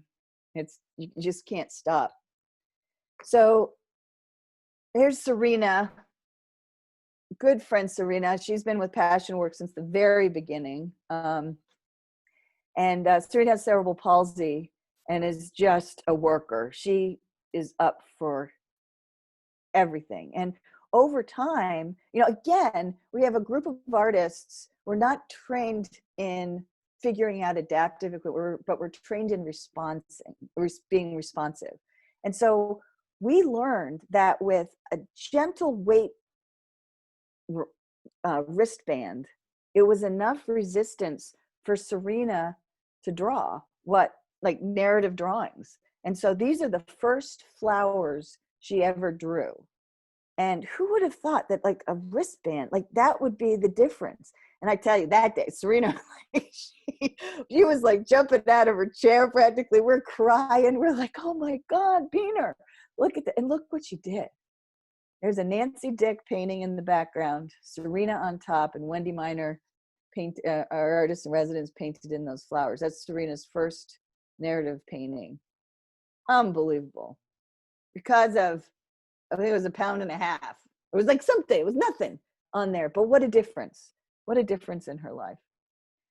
So if we train the talent, we diminish the disability. And I love that. I mean, it's like, we're only disabled if a group says you're disabled. Like you can't do that. So you're not, you can't be part of the group. You're not, no, you're not, no. Okay. You know, and it's this whole thing of being viable citizens. I mean, I've been to workshops where it was my first mind-blowing experience. I was working with this guy and he had an oxygen tank. And I was like, you know, is he okay? Is he all right? And they're like, yeah, he's doing okay. But he needs a lung transplant. And we were talking about it. And there's like, but he's not eligible for a lung transplant because he's not considered a viable citizen. What is a viable citizen? And he's considered not to be, so he's going to die earlier. So for me, this is like an understanding that if you do not prove yourself within society, you can be disposable. And that is not okay. So at Passion Works, we are driven to create our own economy and to be part of the fabric of our larger community and to demonstrate talent and value, not because we just like to entertain ourselves and do whatever we like to do, which is true, but it's to create the evidence that we are of value and we are not disposable.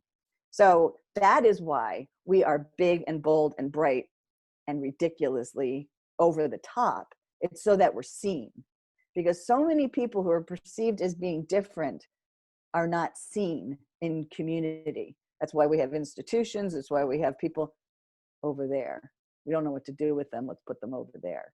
And we say we're going to go right into the middle of the game and we're going to invite everybody into the party, but we are not quiet at all.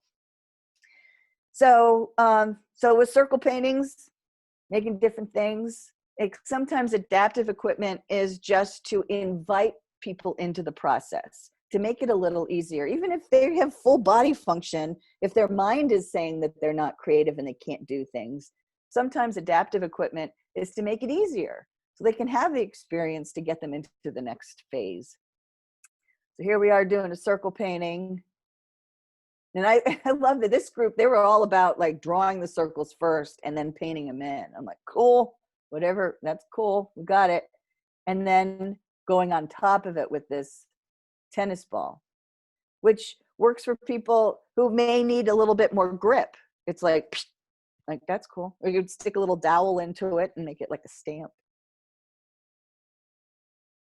And so there you see like somebody holding. Next evolution, just a little prop so she can paint by herself. And then that. There it is. That's the winner.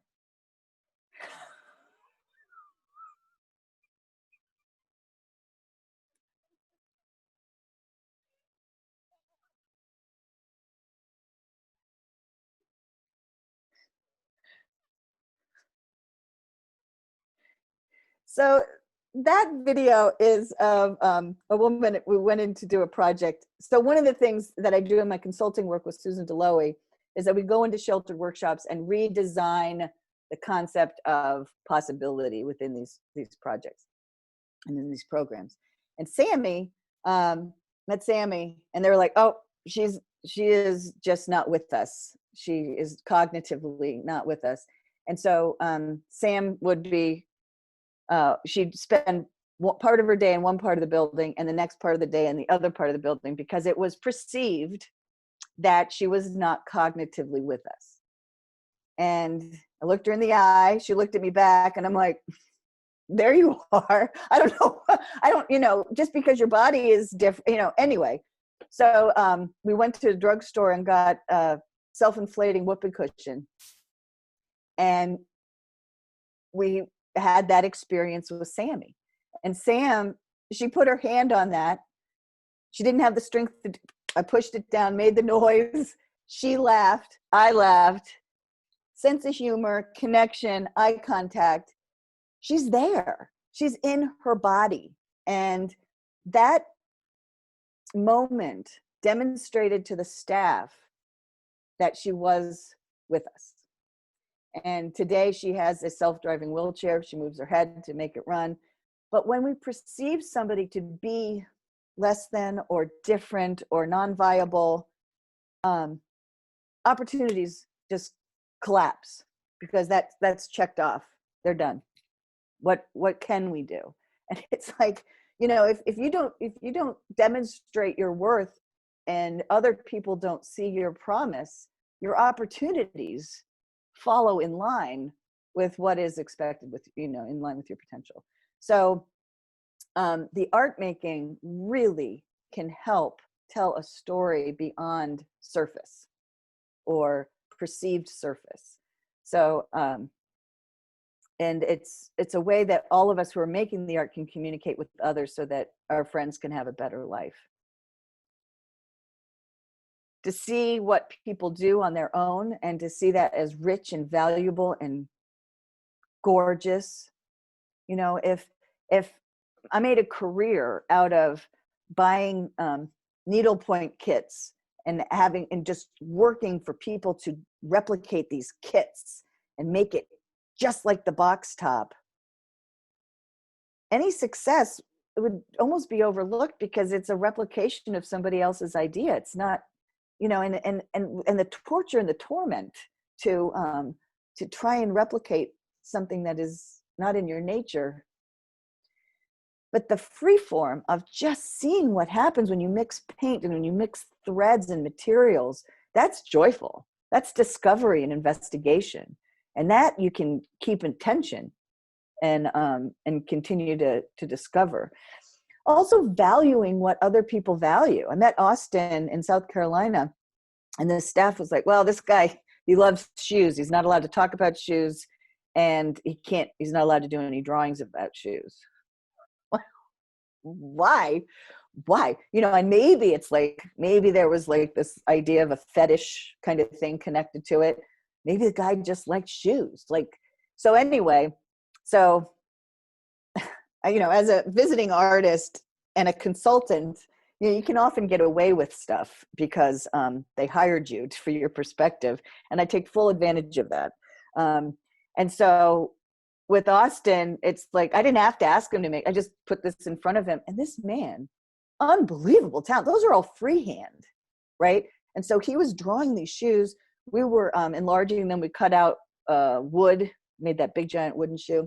I was posting his art on Facebook, and people were asking to buy it, like out of the gate. Because the staff and the providers that were at the center, they're like, what is this guy going to do? Design shoes? I'm like, maybe. I don't know what he's going to do. He's going to do nothing if he doesn't get to try. And so now he's making these big giant paintings of shoes. And I just love it. So sometimes the adaptation is, as a facilitator, to recognize somebody else's passion is of value. That is valuable. And to, you know, hold people up, not try to, you know, it's like my life would be so much easier if you were just a different person. Or my life could be just incredible if I recognize you as this fabulous person. You know, you pick, you get to choose. Dude, so good. And then to see the value in the work. You know, Jeannie she loves drawing. She loves drawing. And here's that blue insulation board. And for her, it worked really well as a teeter-totter.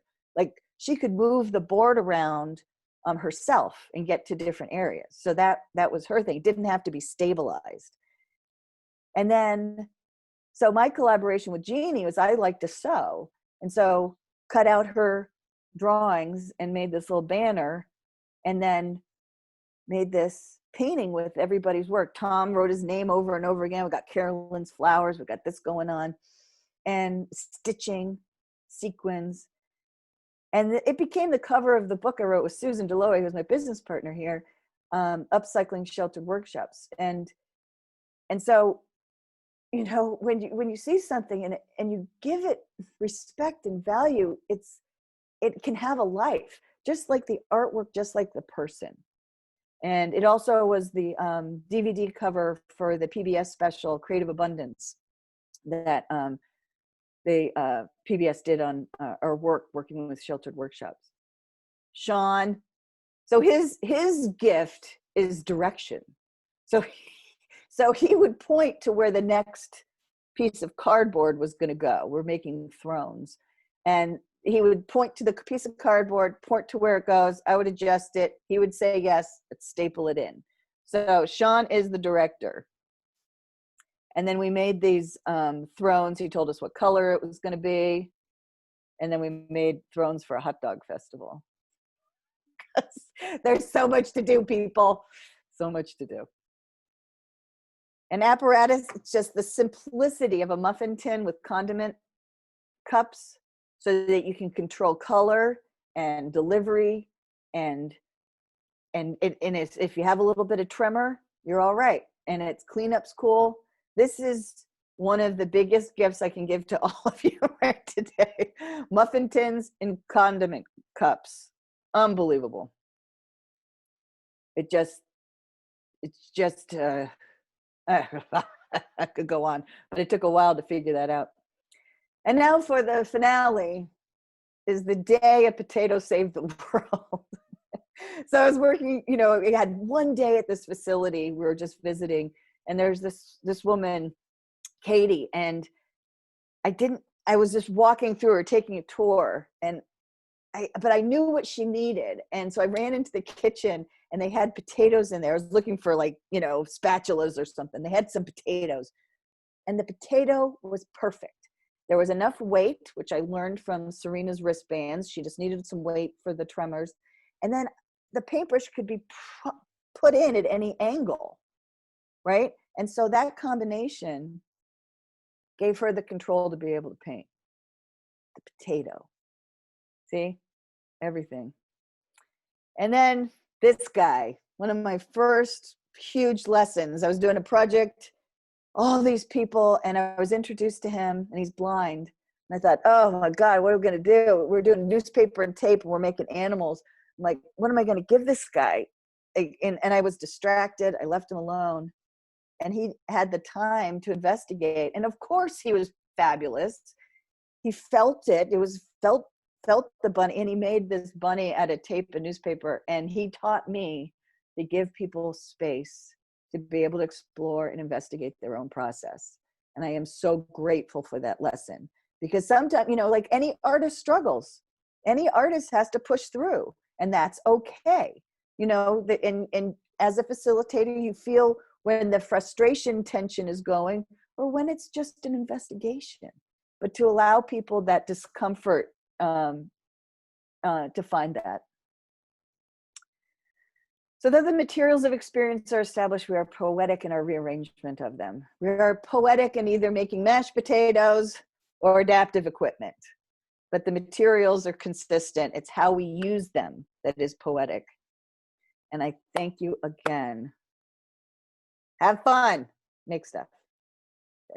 And like us if you like us, Passion Works on Facebook, we have ideas constantly we're putting up there. We'd love to have you as part of our crew on social media. All right. Wow. Thank you again, Patty. That was inspirational and beautiful, and the comments in the chat are just amazing. Thank you. So you can sit back and relish in those. Are there any quick questions if anyone wants to unmute, or I don't hear any really quickly. So now we turn, I suppose, to the next grand question of, oops, not there yet. Of course, we have to find funding sometimes to do these great projects. And I'm really excited to share the next two presenters who are going to present Demystifying the Grant Process, a Practical Guide to Grant Writing. Both of these presenters are members of the Ohio Alliance for Arts Education Board. First, Megan Feitz currently serves as the Director of Programs for Art Possible Ohio, where she pursues her passion for accessibility in the arts. Before Art Possible, Megan worked for the Massillon Museum as the Education and Outreach Manager.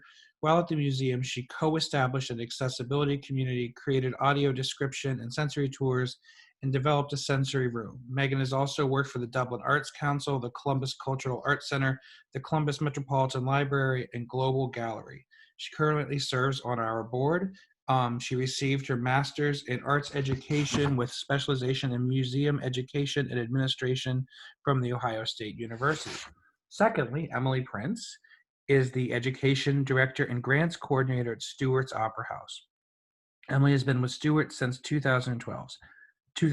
She also works in professional theater as a director and dramaturg, and as a musician performs with the noise improvisational group Dinner of Swords, and with poet Wendy McVicker in the group Another Language Altogether. She studied theater at Ohio University and graduated in the inaugural class of Leadership, Athens County. She is the president of the Rotary Club of Nelsonville, serves on the Ohio Alliance for Arts Education Board again, and has served as a grant panelist for the Ohio Arts Council and National Endowment for the Arts. As a facilitator and community leader, she is trained and certified in both the art of hosting and air shift, She's a tireless cheerleader and advocate for Southeast Ohio, Appalachian culture, and homegrown artists. And I can attest to all of those things. So welcome, Emily and Megan. And we can't wait to learn about grant writing. You. Okay, let me pull up the presentation here.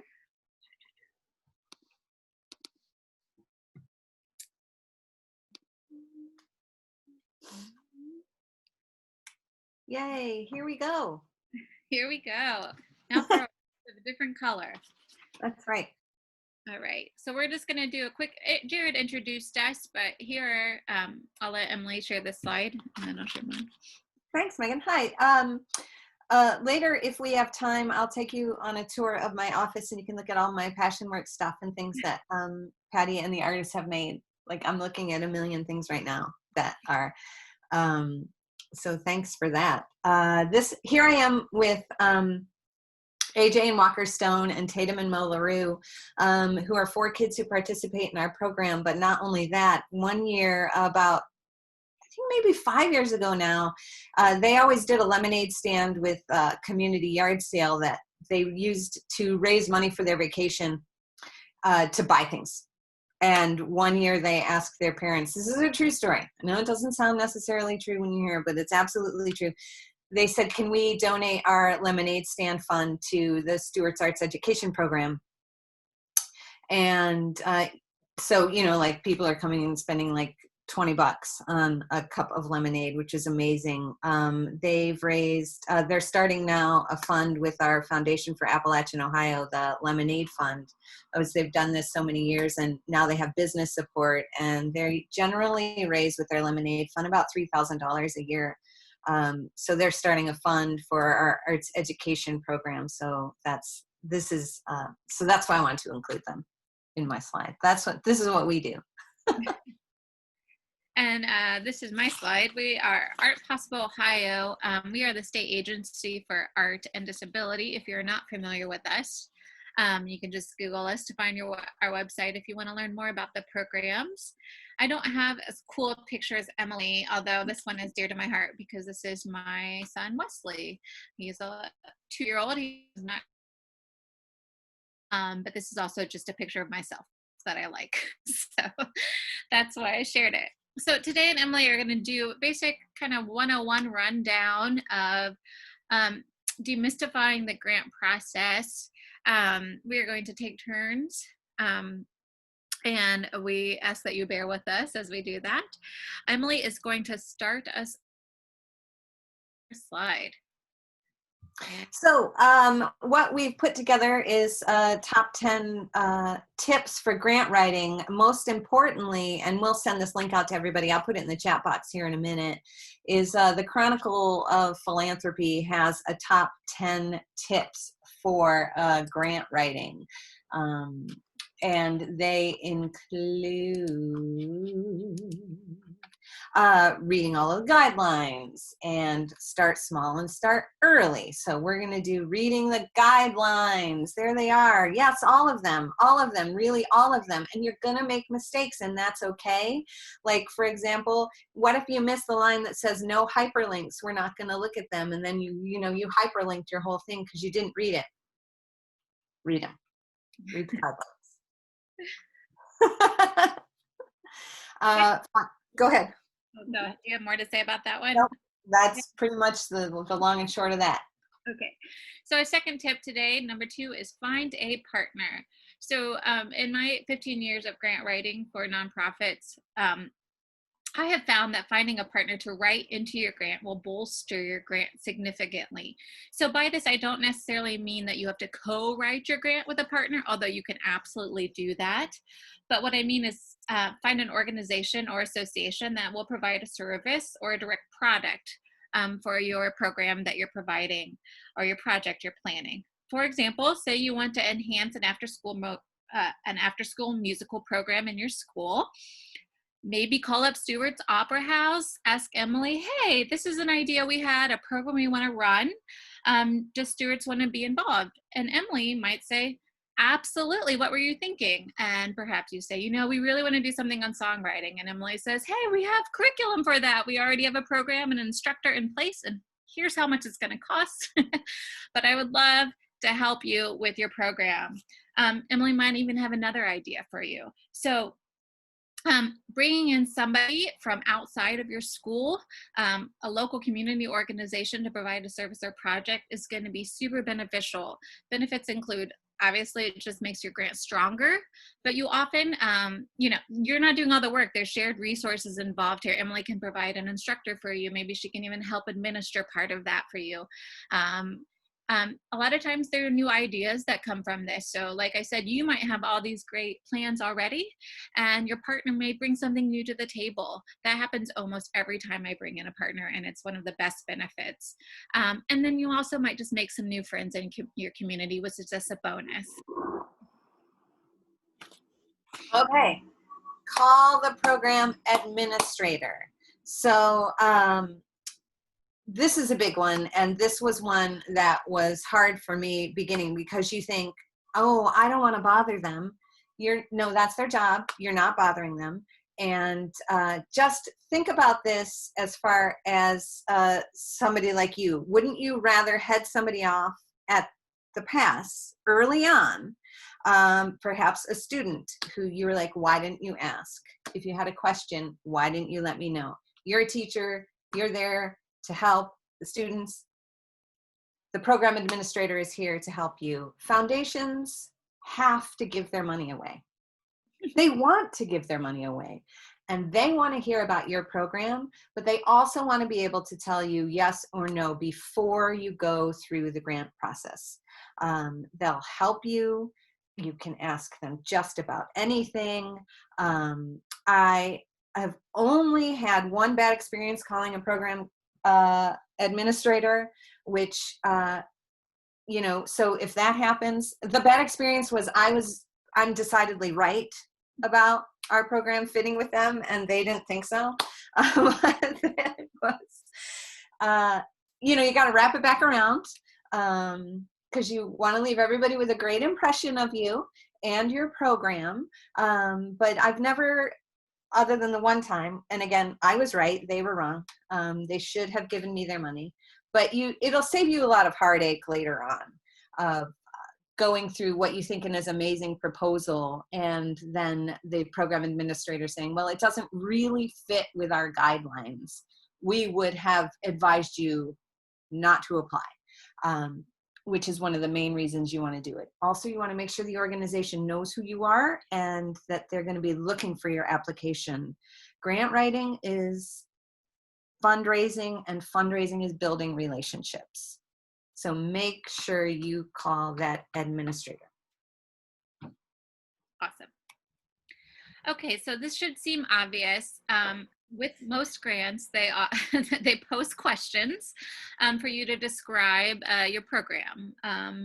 So this is the writing portion of the grant. And I would say that as educators, you have probably given the same advice to your students many times.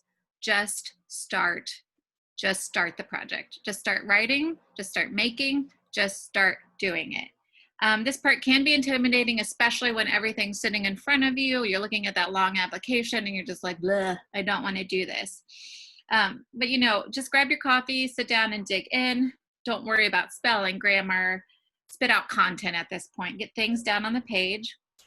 If you're stuck, move on to the next question. Trust me, it's better to put something down and come back, but don't stress out too much about each question.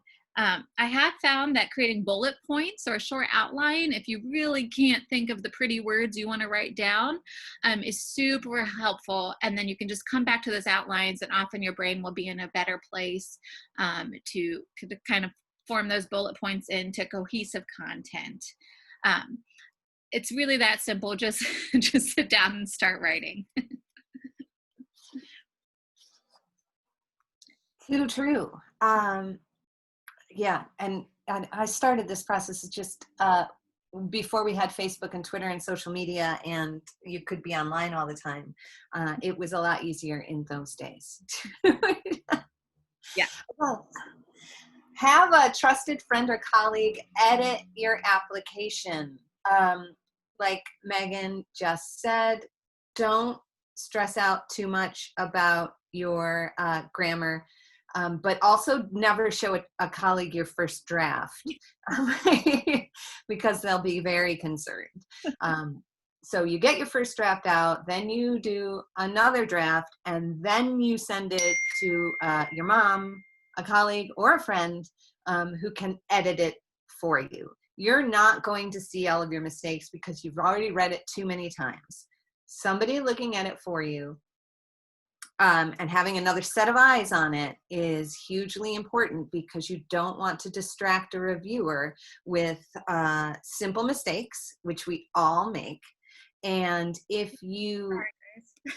yeah, no, that's okay. I was trying to turn it off, and I forgot. I was We all make errors. making a mistake. And they,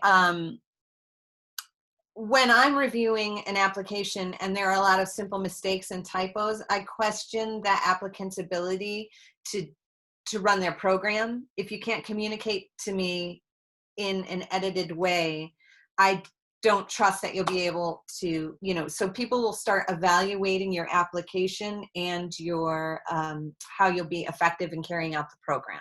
So make sure somebody takes a look at that and cleans it up for you. Absolutely. And point number 6 is very similar, but this is kind of when you've gotten the grant back from that colleague, you've read it again, you think you've gathered all the appropriate documents, the budget's put together, at least a loose budget, and you're like, okay, I think, if we had to turn this in today, we could do it. You know what, you need to find someone else to read that darn grant again. Maybe it's your executive director, maybe you have protocol in place for who's going to read that. Or maybe you ask your partner or your spouse to read it, because, they're going to have an outside perspective, and they're going to catch even probably more grammatical errors or spellings. They might say, hey, you kind of missed a portion of this question. I don't think you really answered it. And having that outside perspective can be really valuable. So at this point, you're just totally sick of this grant. So it's really nice to pass it off again. But it is really important that someone else takes a good look at it. As many people as, you have time to review it, that you trust, of course.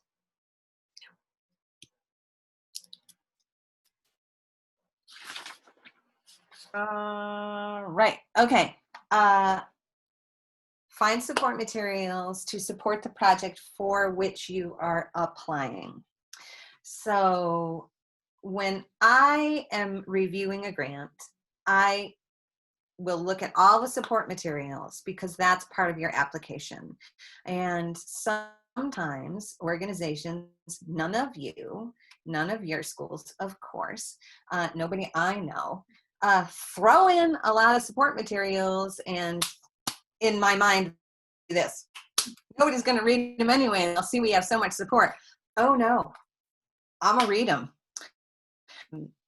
For example, not naming any names, there was an application once I was reviewing that was for a continuation of a research project. And in the application, they talked about all these wonderful things that happened during the first phase of this project, and how the kids loved it, and we learned this and they learned that.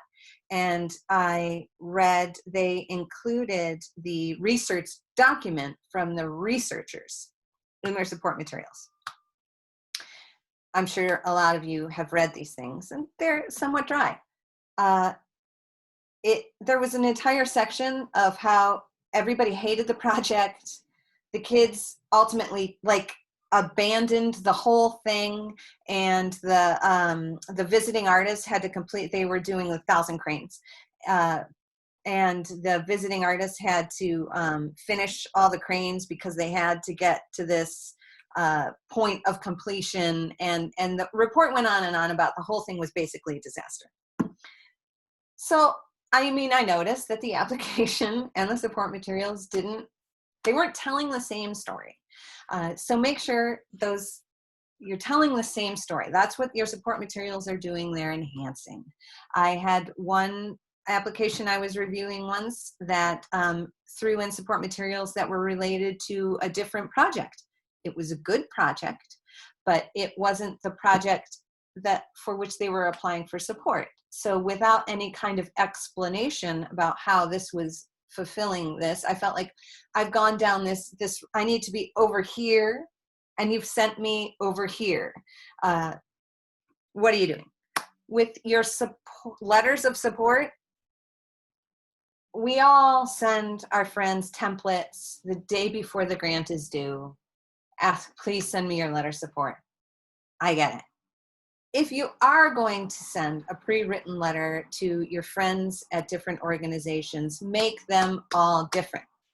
And make them all different. If they can't make them different, you make them different.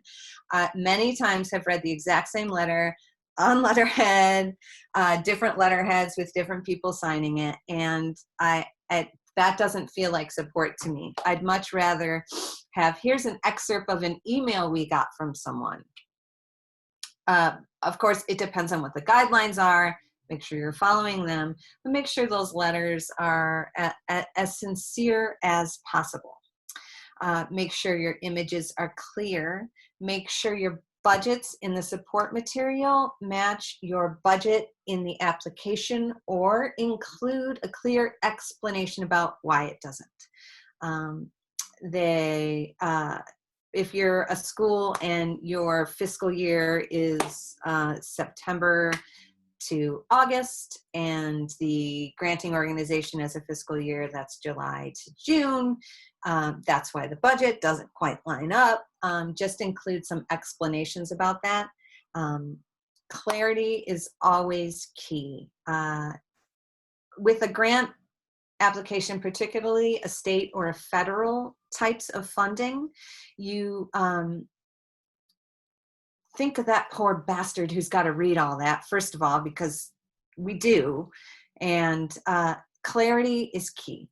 Call the program coordinator. Is this support material seem appropriate? Don't try to just throw lots of things in like to confuse people, or, oh, this will be fine. There won't be an opportunity to ask for forgiveness later. So that's sort of my soapbox about support materials.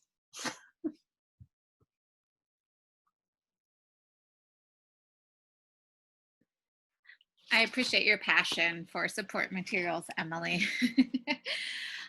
So this one is not always easy to do, but we do encourage you and to submit early if possible for some really good reasons. And I have been there so many times where I'm pressing that send button at 4:59 on a Wednesday afternoon, which is when all grants seem to be due, or at 11:59 p.m. But there are good reasons for doing so. If you are a few days ahead or a day ahead, you have time to sit down and look at it one last time. And you realize you were supposed to have 3 letters of support and you only have 2 letters of support. And so then you do call your friend Emily and say, oh my God, can you please help me out?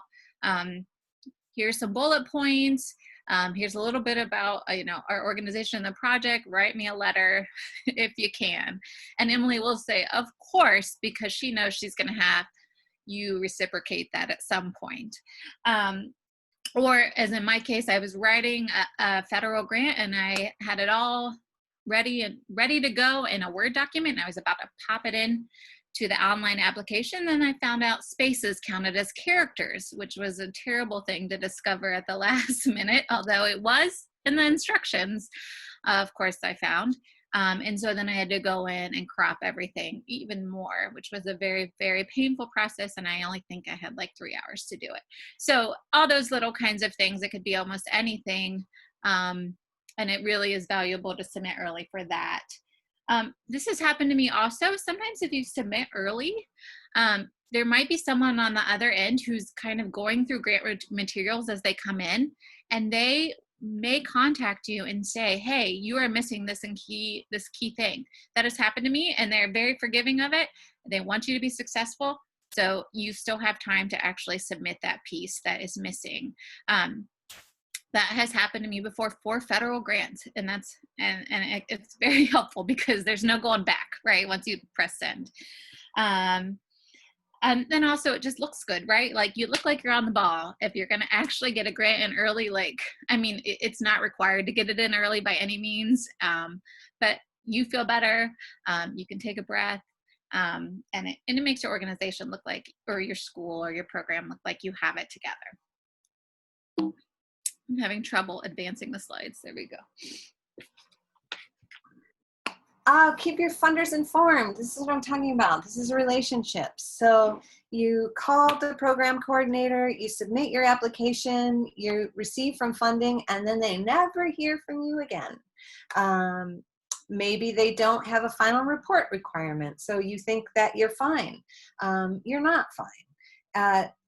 Your funders want to hear from you because they have organizations to which they need to report. Even state and federal grants, they want to hear from you. They want to know what's going on. You're building this relationship with your program coordinator. What I try to do is send a monthly update to funders. So I have a list of, these are people who have, and you can segment it. Like, these are my current funders, past funders, should be funders, potential funders, and you can do your updates. Sometimes the updates to everyone, sometimes the updates to a specific funder. You can segment your list. And it's really just, hey, we're here, we're doing stuff. This has become particularly important now because I first wanted to contact all my funders in March and say, we're effed. See, I stopped myself from swearing that time. We're effed. I'm so sorry. Do you want your money back? I don't know what we're doing. This is right after the state of emergency was called in Ohio. And everyone replied and said, oh God, no, keep it. Just keep it. Do what you need to do. Great. And then, so I was basically at that point doing almost weekly updates with the funders as things were changing. I'm like, okay, we have a virtual program now. This is what we're doing. This is what we need. And we ended up with funders saying, this is not always going to happen, and we're not always going to be in a pandemic. But okay, they were like, so great, that's awesome. How much more do you need? And I'm telling them how much more we need. Grant writing, again, like fundraising, relationship building, funders have to give their money away. Don't be coy. Don't be shy. Like, well, I need Zoom and I need to train people how to use it. And we're going to do Google Classrooms and we want to develop this program and we want to make sure this is going right. And I think I need this much. And it's going great because I've updated my funders. Like, I've kept them up to date. They know what we're doing. They know they can count on us, and we're available to them, and we're here to help, and we're making sure that they're fulfilling their mission as well. And thanks. Nobody can have too many thanks. Have your board thank them. You thank them. When you get a federal or a state grant, you're going to want to thank your legislators. You send letters out to, so you're constantly advocating appropriately. You're not a lobbyist, you're an advocate of what's happening with you, because those legislators want to know that their constituents understand their part they had in state and national funding. Awesome. Why are you doing this? Okay. This is probably something that should have been one of the first slides in retrospect, but often this actually comes after you've submitted the grant. Sometimes we just don't think things through. So it's obviously important that everybody is on board for a grant. Your fiscal office at your school, any other teachers that may be involved, aides, the partner organizations, but you also want to make sure that you can actually implement the grant. You need to make sure you can physically do it. You have the time, you have the energy, you have the resources. I was in a situation once where I was the educator for an organization, not so much the grant writer. We had a role for that, which is like a miracle that was a separate role. And a grant was written for field trip support for local schools to visit the place where I worked. This grant was awarded. Then I was sat down, we got this grant, Megan, you need to get 3,000 kids through the year in 1 month. I'm like, okay, that's not possible. It's about, I don't think I can do that and, plan that in 1 month here. And then this was actually occurring at the same time when I was supposed to be planning this huge community festival and implementing almost everything that was going to go into place for that. So there was no way I could also run a bunch of kids through our galleries and plan this huge festival. So I had to have a tough conversation with our director, and we had to hire lots of interns basically to get us through that time. You really want to make sure that you're talking to everybody who's going to help you implement this grant, asking people to volunteer for things before you submit that, and then that grant is approved. So you don't get into those sticky situations, and so that you can be effective in the product that you produce. Make sure everybody's on board and they're ready to do their assigned role. It's just a tip, and often because we are working up against deadlines or someone asks us to write a grant we weren't expecting to write, we don't always think about who's going to do what in reality. Maybe in principle we have an idea in our head, but it's just something to think through. Good reminder. All right, got some pro tips for you too. I hope you're ready. Emily's going to kick us off. All right. My pro tip number 1, as you can see here, is read. And then read some more. When you're not writing, you're reading. Read fiction, manuals, comic books, fundraising, art blogs. Try to get in at least something every day, which is going to help with your writing. And I support and check out this link, Ethical Storytelling, and take the Ethical Storytelling Pledge. This becomes important for us down in Southern Ohio, Southeastern Ohio, where there is an Appalachian narrative that is not always true, which is the Washington Post articles, the New York Times articles. They show a picture of a kid, a dirty little kid hanging out of a window. It was a photograph by Matt Ulrich, which was taken in 2011, and which is very often used, which tells a part of the story, but it doesn't tell the whole story. So we want to be sure that we're not getting into poverty porn language, and that we're not selling something and playing up an idea that is incorrect in the hopes that we'll receive more funding. So check out Ethical Storytelling, and no data without a story, and no story without data. You want to be able to back up the things you're saying. You want to make sure that they're true. So you've got the data, but then you need to tell the story, and which Patty is amazing at. So you just saw like 2 really wonderful examples in Sharee's presentation as well. With a grant, you might have a bit more numbers, people affected, whatever.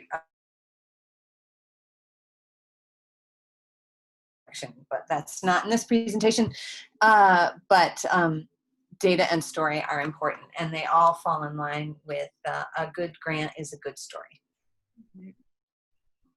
That segues really good into our next point, that remember that there is a human being reading and reviewing your grant application. So write something that you would enjoy reading, something that they would enjoy reading, that's something that Emily would enjoy reading, as she often reviews grants. Just that's really all I have to say about that. Emily, you've got the boilerplate. Yeah, okay, so what I do when I have a new program or at the beginning of grant season, there are 2 grant seasons. There's a fall and a spring, and then there are things that pop up. I write boilerplate, so it's basic answers to questions. We use Google Drive here, so it's a Google document, and I have our mission, our goals, our general things that you're going to be asked, program descriptions, who's your community, who's affected, what's your census data, what's our participation data, have we done a survey, is it all here in this document? So when something comes up, I just cut and paste, and I adjust it when you don't have time. So you're not spending the time redoing your work constantly. So just have your boilerplate ready. Awesome. this kind of goes back to the assigning roles piece that we were kind of discussing. But if there are people who work within your school system that need to provide things for you, like again, your fiscal office maybe needs to help you with your budget. Perhaps there's someone who does social media, or you have a photographer that you need to gather media from. You need to give them plenty of time to prepare those things for you for the grant. They probably are used to being asked to do things last minute, but it's just as a courtesy, so that they can get the best material to you. You have time to review it and send it back if there are things that are missing. It's a respect thing, and it also is going to just make your grant that much stronger if there is time to go over everything that they send to you, take time to choose the best images, make sure that the budget is nice and tight, things like that. I added one also, Emily, copy and paste. This is something that's happened recently. If you are applying for a grant that has an online portal, make sure that you write everything in a Google Doc or a Word document, and then you copy and paste it at the very last minute before you submit that grant. Because more than once in my experience, and I'm sure your experience too, Emily, you have put everything into that grant, saved it as a draft, and then when you open that grant back up, somehow everything is missing. Sometimes this happens because technology. Sometimes this happens because another person working on your grant has logged in, and you're both working on it at the same time. Somehow it erases everything that you've done. That is devastating when it happens. So just copying everything into that Word document. It's easier to share anyway and stuff like that. And then when you're ready, go ahead and paste it in to that online application. And our last tip, you're the experts. This is, you know your program, trust yourself, you know what you're doing, you know, and you can probably explain it. It all boils down to, you know, dealing with people as human people, even an online portal, that think about that there's a human person on the other end. You can do this. Mm-hmm. And you're going to write something, and if you can, and we didn't include some pro tips, but a great pro tip is if there's a public review of your application, go to it, and that's when you're going to learn how to write a grant. The first grant I ever submitted, I went to the review, and they tore it apart. They were right. It was horrifying. It was like being in Sister Laura's first grade class again. Like, it was the most awful thing that ever happened to me. And I made a vow that that was never going to happen again. So listen to people reviewing your grant. Excellent. Or you can even call and ask for feedback too. That is A-okay to do. It's A-okay. Yep. Sometimes you get it, sometimes you don't, but it's not going to stack against you in any way. All right, Emily, I'm going to kind of let you take this part over, and I'll jump in if I can. Okay, so for the last couple of minutes, we thought we could chat about the current trends. The current trend is nobody knows. So you're going to have to get comfortable in we don't know. Be wary of broad statements like people aren't giving right now. Foundations are doing X, Y, Z. Well, there's not going to be any money. The federal grants are going to dry up. Oh, the state grants are on hold. Everything is changing, and it's changing quicker than we've ever been used to. So that change right now is the trend. So you need to be prepared, but you also need to be flexible, and you need to be listening. And I know that in schools, this can be extraordinarily difficult, particularly what we're going through now. If you think you have a program that might be happening and you think you found a good funding opportunity for that program, move forward and work closely with that program coordinator, and as well as keeping your school informed. If they want to fund the program, it's highly probable that they're going to be flexible with their funding. That is a new trend, and it's kind of exciting. I have some in-school, you know, I got some grants for some in-school programming that we had planned on doing in the fall. It doesn't look like that's going to happen right now. I contacted the funder, I've contacted the schools, we're planning for spring, we're holding our breath, we're hoping, but that funding is going to stay there and move with the program because it's the program that they've supported. So I think I'm advocating for calmness as the current trend. And I'm advocating for you to stay away and be leery of people making statements without checking, about whether or not that's true, because giving is down, but it's down anecdotally because people aren't asking. So think about asking, call your program coordinators, and of course, working with our great Ohio Arts Council has always been one of the great delights. And I don't know if you can hear the siren going off, but it goes off at noon at Nelsonville every day. So that's how I know what time it is. So nothing to worry about. Everything's fine. And the Ohio Arts Council has really been a model organization in keeping funding flexible as much as they can for a state arts organization. And we're very fortunate to have them in our state. So make sure you're in contact with the Arts Council. Absolutely. And I would even say that we have reached out to, we get a major grant from Ohio Department of Education, which has a lot of offerings. And we were, despite the fact that we don't know what school's really going to look like this year, and it's for an arts integration program, we were mostly funded for the same grant that we usually are, taking into account that we help to be very flexible with the programming that we're going to provide, and what our data looks like at the end will be very different from what it's looked like in previous years. So again, I just want to encourage what Emily said. Don't be afraid to apply. Don't be afraid to call your funders and talk about it with them. And don't be cautious because you think that money's not there, because it is very possible that you will be funded if they can do so. They want to give you the money. They do. So here we say thank you for your time. Here's our contact information. If you want to reach out to us, you could probably also find the same information on both of our organizations' websites. Emily, do you have anything else to add? I'm looking at the chat. Questions? Okay. Yes, true. Yes, they do a public review for Teach Arts Ohio. And we're going to be around for the Q&A. And I'm going to pop out for like 5 minutes. So if anyone has a grant question, save it for another 10 minutes. But please feel free to contact me, to contact Megan, and we're happy to help. Mm-hmm. And we want to work with you too, also. Thank you both so much.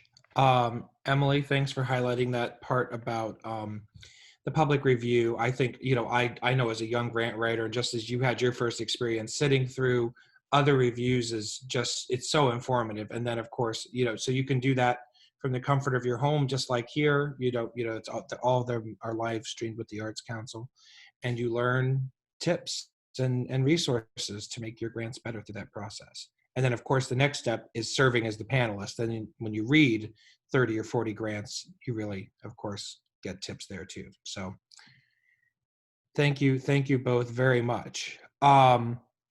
With that, we are definitely at the point where we will take answers or questions and have them answered. We've been joined by all of the rest of the presenters as well that were in the pre-recorded presentations. So I see Jennifer Davis, and I know Shelby Harris is here. So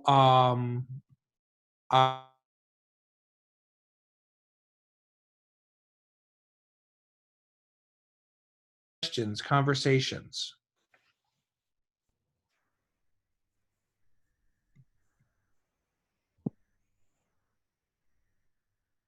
Someone has to be first.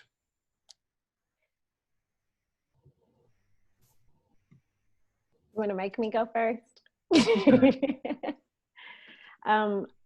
I did the Artist in Schools presentation about bringing the artist residencies. I'm here if you have any questions about that. I just want to keep people encouraged to, welcome artists into maybe their curriculum or how they're teaching things from home, because these artists are prepared to work with you and record themselves and have things customized for your students. So there's still an opportunity where they can work with you. And I just want to keep you encouraged to try to find some artists maybe that could help you share and teach your curriculum. So if you have any questions, let me know. Shelby, I have a question. For what? Okay. I heard someone I can else's. vouch for what- Go ahead. I'll wait. Go ahead, Cindy.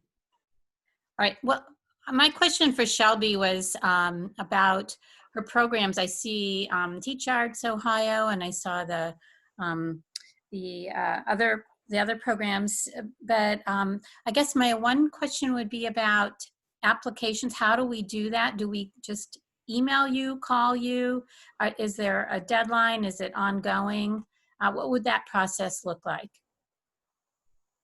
Okay, so in the slide, slide presentation, it talks about oaae.net/artists. That's our personal artist directory for Ohio Alliance, and you can request any artist through that website. And the artist request goes through to me and to the artist, so it gets the conversation going as soon as you request the artist. And that's for that roster. And then the Teaching Arts Ohio, Jared. What would you say would be the best way to go about those artists?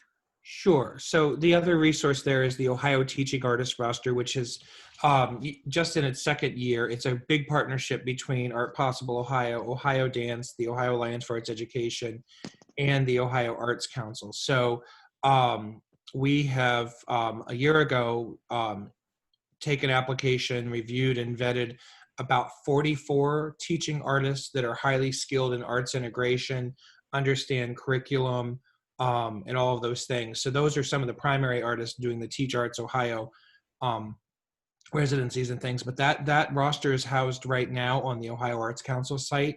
And if you make inquiry, essentially there are a couple questions that you're asked, if there's a particular agency you want to work with. So if, example, you really want to work with Ohio Dance and a teaching artist, who's a dancer, that sort of thing. It filters to the right one of us to field that and help set that up. That roster will just in the coming month or two have some new additions to it as well. So stay tuned for that.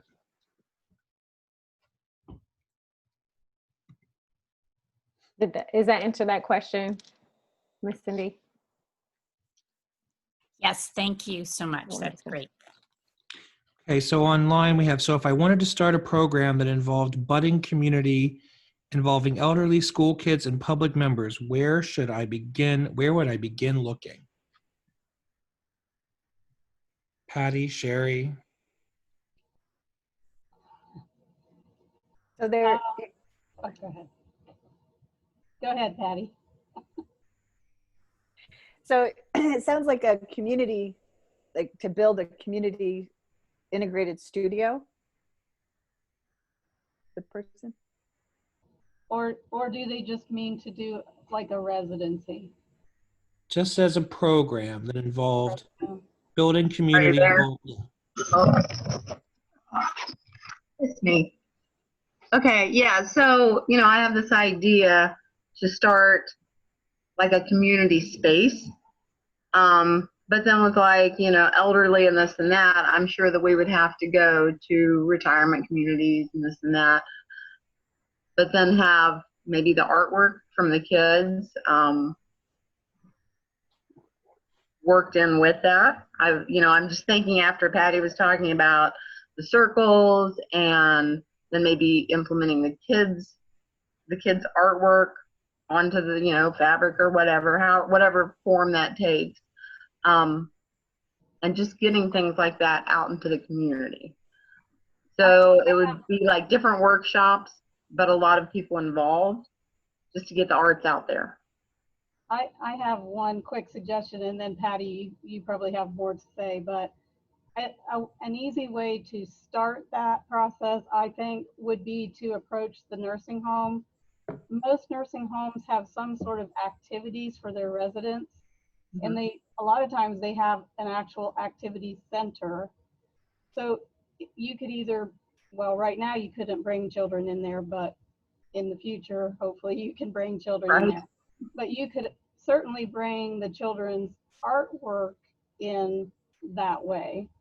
So it would give you a foot in the door without having to commit to having a separate building and space and rent and all that, it would be an easy way to just try it out, I guess.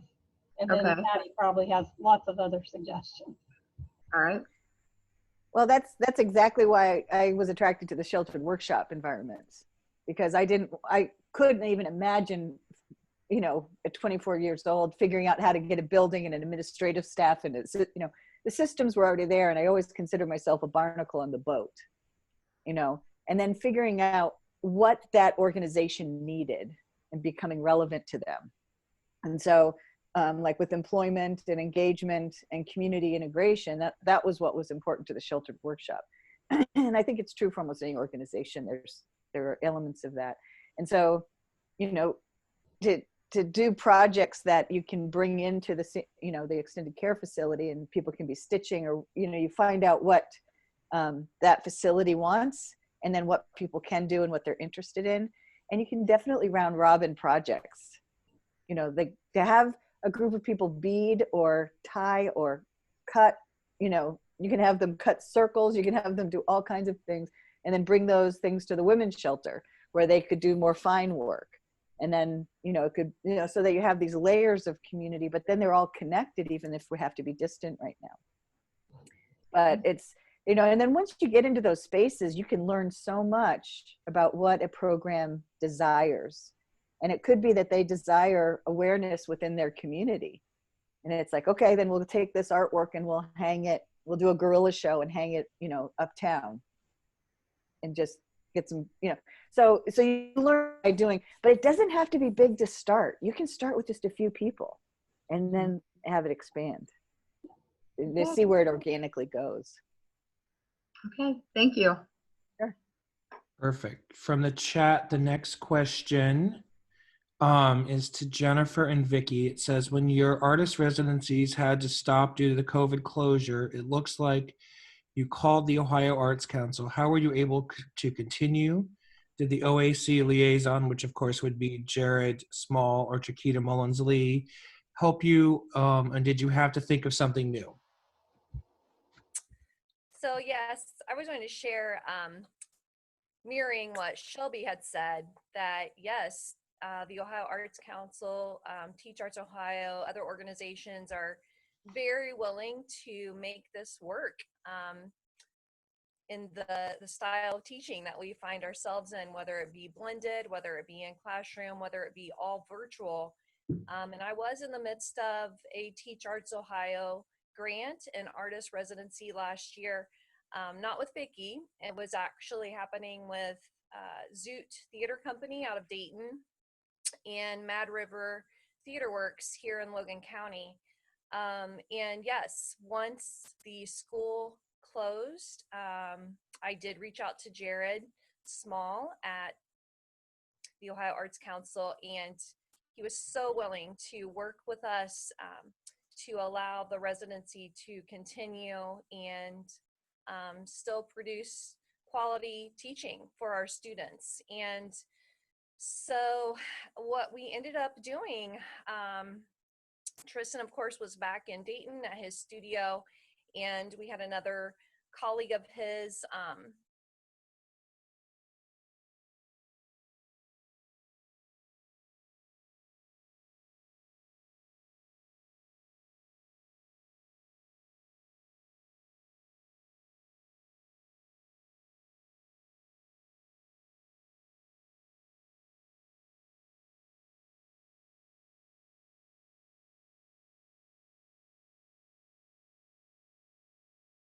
from there. I could talk about the materials, the you know, stained glass and ceramic tile, and show tools and how you use the different tools, and show murals that I've worked on and things like that.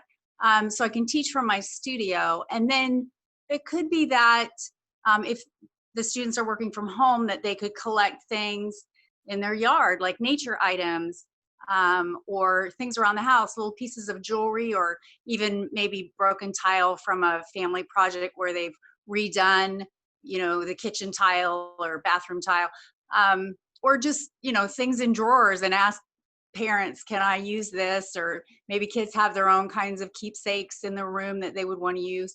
Small things that could be used in Mosaic. So the students could work from home still, and I could teach.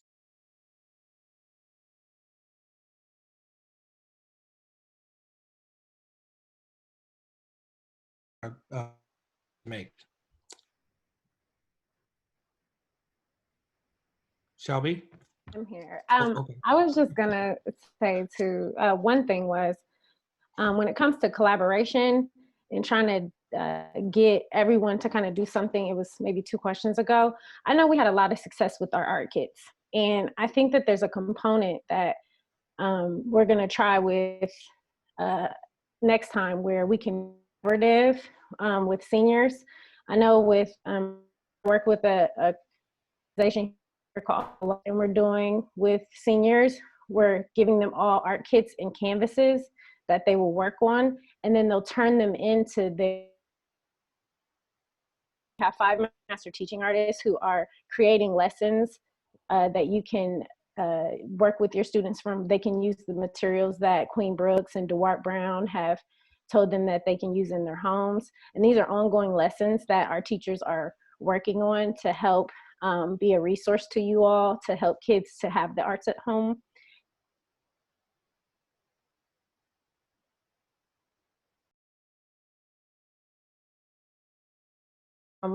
They are buying equipment and learning to record lessons to cater to your classroom and things like that. So those are my examples.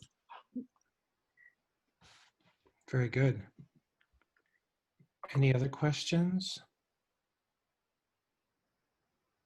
Driving grant questions?